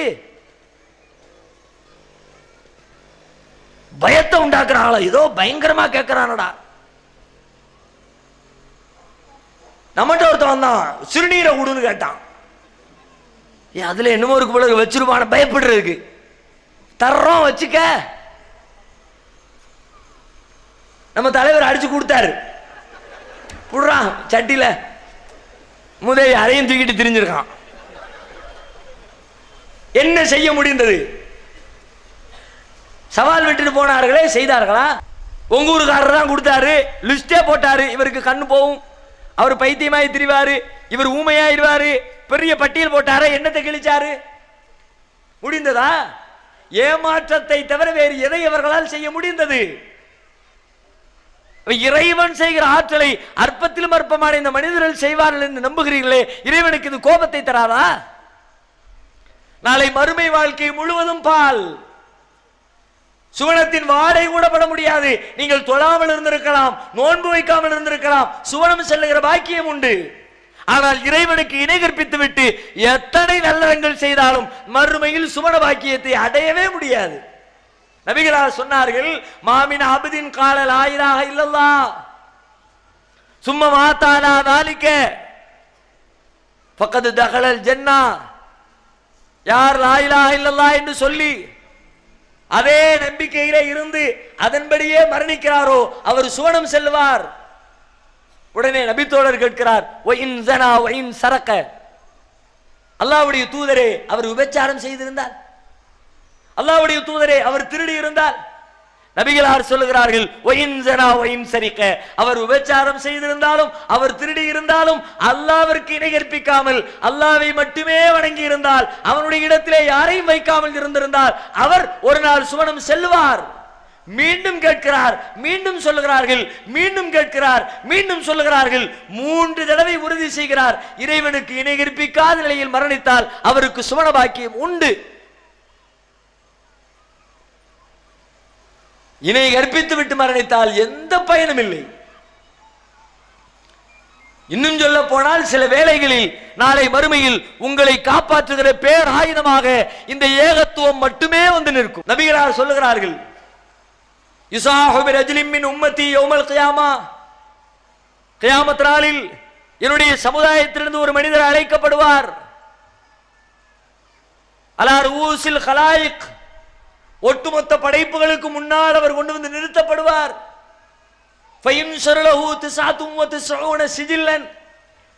அவருக்கு முன்னால் 99 ஏடுகள் விரிக்கப்படும். அவன் செஞ்ச காரியங்கள் ஏடுகள் ஏடுகளாக அப்படியே கண்களுக்கு முன்னால் விரிக்கப்படும். குல்லு சிஜில்லின் மத்தல் பசர், அதிலே இருக்கிற ஒவ்வொரு ஏடும் பார்வை எட்டுகிற தூரம் வரை விசாலமாக இருக்கும். ஒரு புத்தகத்தை எடுத்தா அவ்வளவு தூரத்துக்கு கண் பார்வை தெரிகிற தூரத்திற்கு 99 ஏடுகள் வைக்கப்பட்டிருக்கும்.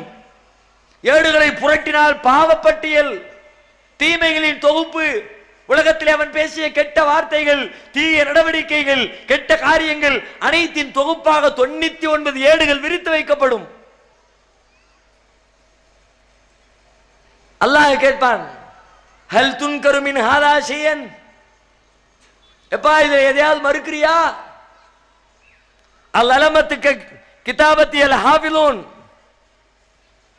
என்னுடைய எழுத்தர்கள் உனக்கு அநீதி செய்து விட்டார்கள் என்று நம்புகிறாயா? இதுல உள்ளதெல்லாம் நீ செஞ்சதுதானா?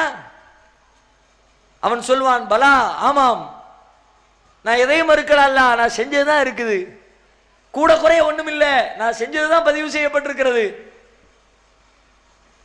அடுத்து இறைவன் கேட்பானாம், உன்னிடத்தில் ஏதேனும் நல்ல வரம் இருக்கிறதா? உன்னை காப்பாற்றுகிற,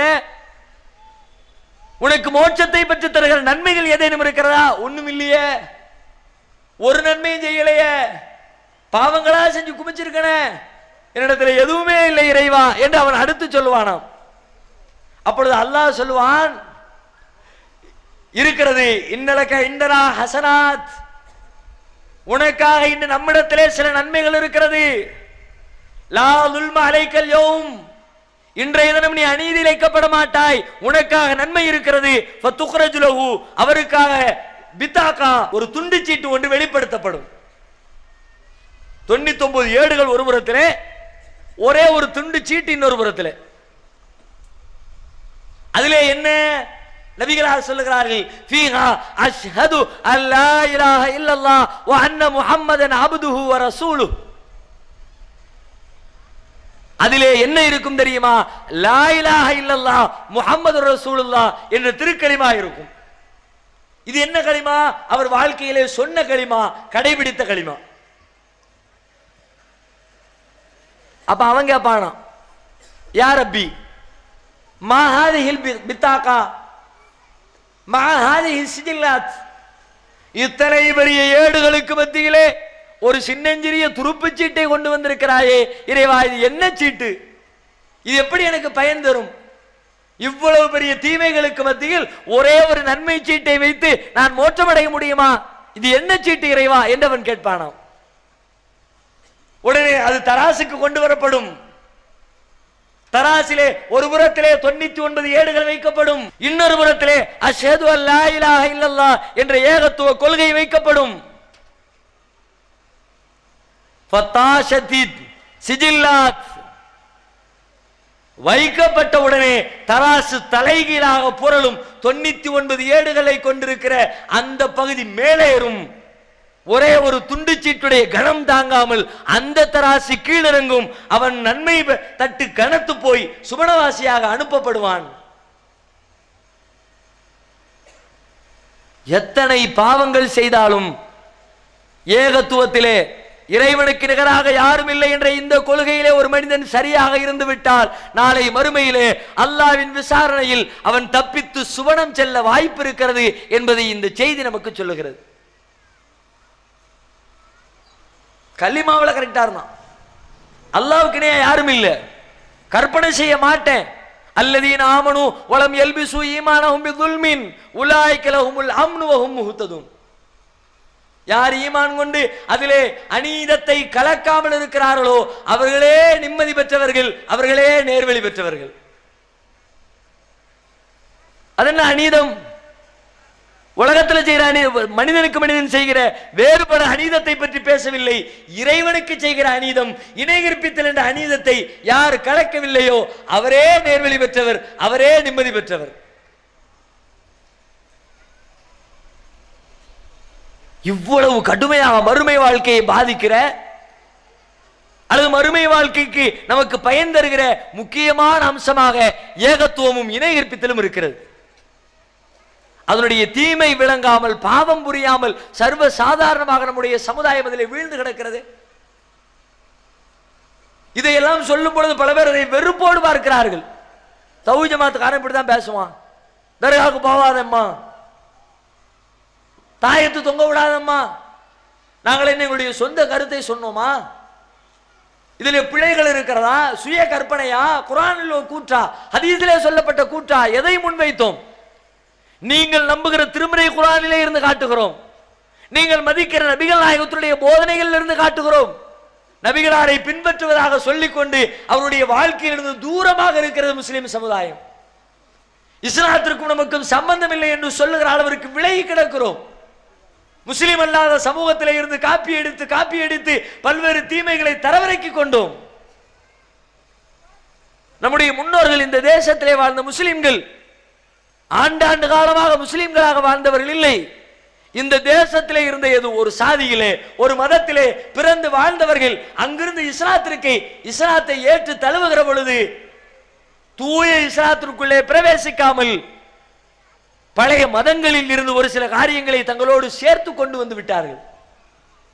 அதுதான் பிரச்சனைக்கெல்லாம் காரணம். இஸ்லாம் தூய்மையானது, கலப்படத்துக்கு வேலை இல்லை, எங்கிருந்து காப்பி அடிக்க வேண்டிய தேவை இல்லை.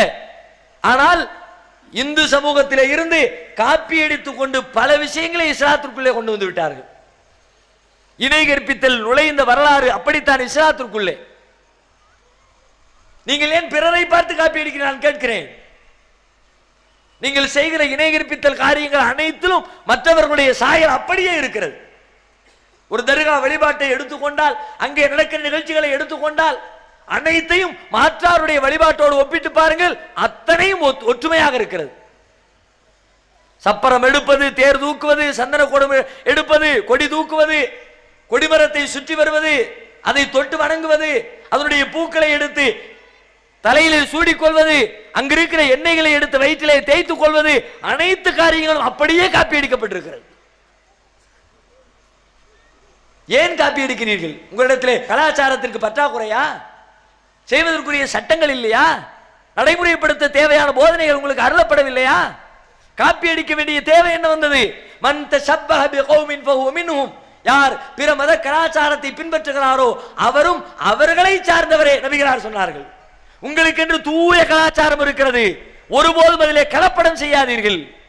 நபிகள் நாயகம் ஸல்லல்லாஹு அலைஹி வஸல்லம் அவர்கள் ஒருமுறை ஒரு போர்க்களத்திற்கு சென்று விட்டு திரும்புகிறார்கள். பயணத்திலே வழியிலே ஒரு ஊர், அந்த ஊர் மக்களிடத்தில் ஒரு வழிபாடு, ஒரு மிகப்பெரிய மரம், மரத்திற்கு பெயர் தாத்து அன்பாத். அந்த தாத்து அன்பாத் என்ற மரத்தை சுற்றி சுற்றி அந்த மக்கள் வழிபடுகிறார்கள். அங்கே பிரார்த்தனை செய்கிறார்கள், ஆயுதங்களை கொண்டு போய் தொங்க விடுகிறார்கள், அதிலே தங்களுடைய பரக்கத்தை கேட்கிறார்கள். நபி தோழர்கள் இதை பார்க்கிறார்கள். அவங்களுக்கு ஆச்சரியமா இருக்கு, இது வித்தியாசமான ஒரு வழிபாடா இருக்க, நமக்கு இது மாதிரியான ஒரு மரம் இருந்தா நல்லா இருக்குமே. நபிகளாரை பார்த்து கேட்கிறார்கள், அல்லாஹ்வுடைய தூதரே, இஜஅல்லனா தாத்து அன்வாத்தின் கமாலஹும் தாத்து அன்வாத். அவர்களுக்கு இருப்பதை போல எங்களுக்கும் ஒரு தாத்து அன்வாத்தை ஏற்படுத்தி தாருங்கள். ரசூலுல்லாஹ் கோபத்தில் கொந்தளித்து விட்டார்கள். என்ன கேட்கிறீர்கள்?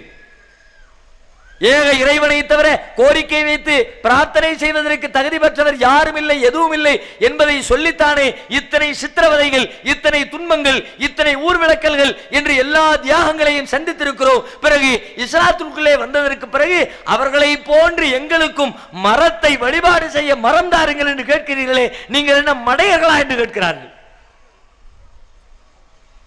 அவர்கள் ஒரு வரலாற்றை நினைவு கூறுகிறார்கள். இப்படித்தான் மூசா நபியுடைய சமுதாயமும் இருந்தது. அவர்களும் மூசாவிடத்திலே கேட்டார்கள், இஜஅல்லனா இலாஹன் கமாலஹும் ஆலிஹா. மூசாவே, அவர்களுக்கு இருப்பதை போன்று கடவுளர்களை எங்களுக்கும் ஏற்படுத்தி தாருங்கள் என்று பனூ இஸ்ரவேலர்கள் கேட்டார்களே, அதே போல மற்றவர்களை போல தாத்து அன்வாத்தை ஏற்படுத்துமாறு என்னிடத்தை கேட்கிறீர்களே, இது நியாயமா? இது முறையா? இறைவன் இதை ஏற்பானா? நபிகள் ஸல்லல்லாஹு அலைஹி வஸல்லம் அவர்கள் தன்னுடைய தோழர்களை எச்சரித்த வரலாறை ஹதீஸிலே பார்க்கிறோம். எனவே இறைவனுக்கு பெரும் கோபத்தை ஏற்படுத்துகிற நாளை மறுமையிலே நம்முடைய மறுமை வாழ்க்கையை பாழடித்து சுவனத்துடைய வாடையை கூட நுகரவிடாமல் நம்மை தூரமாக்கி நரகத்திலே தள்ளுகிற பெரும்பாவம் இறைவனுக்கு நிகராக இணையாக மற்ற பொருட்களை மற்ற மனிதர்களை கருதுகிற பாவம் என்பதை புரிந்து அதிலிருந்து மீண்டு நம்மை பாதுகாத்துக் கொள்வதற்கு முயற்சிக்க வேண்டும். எல்லாம் உள்ள இறைவன் நம் அனைவருக்கும் அதற்குரிய நல்லருளை தந்தருள் புரிவானாக. வாஹிர் தஅவானா அல்ஹம்துலில்லாஹி ரப்பில் ஆலமீன். அஸ்ஸலாமு அலைக்கும் வரஹ்மத்துல்லாஹி வபரகாத்துஹு. அல்லாஹ்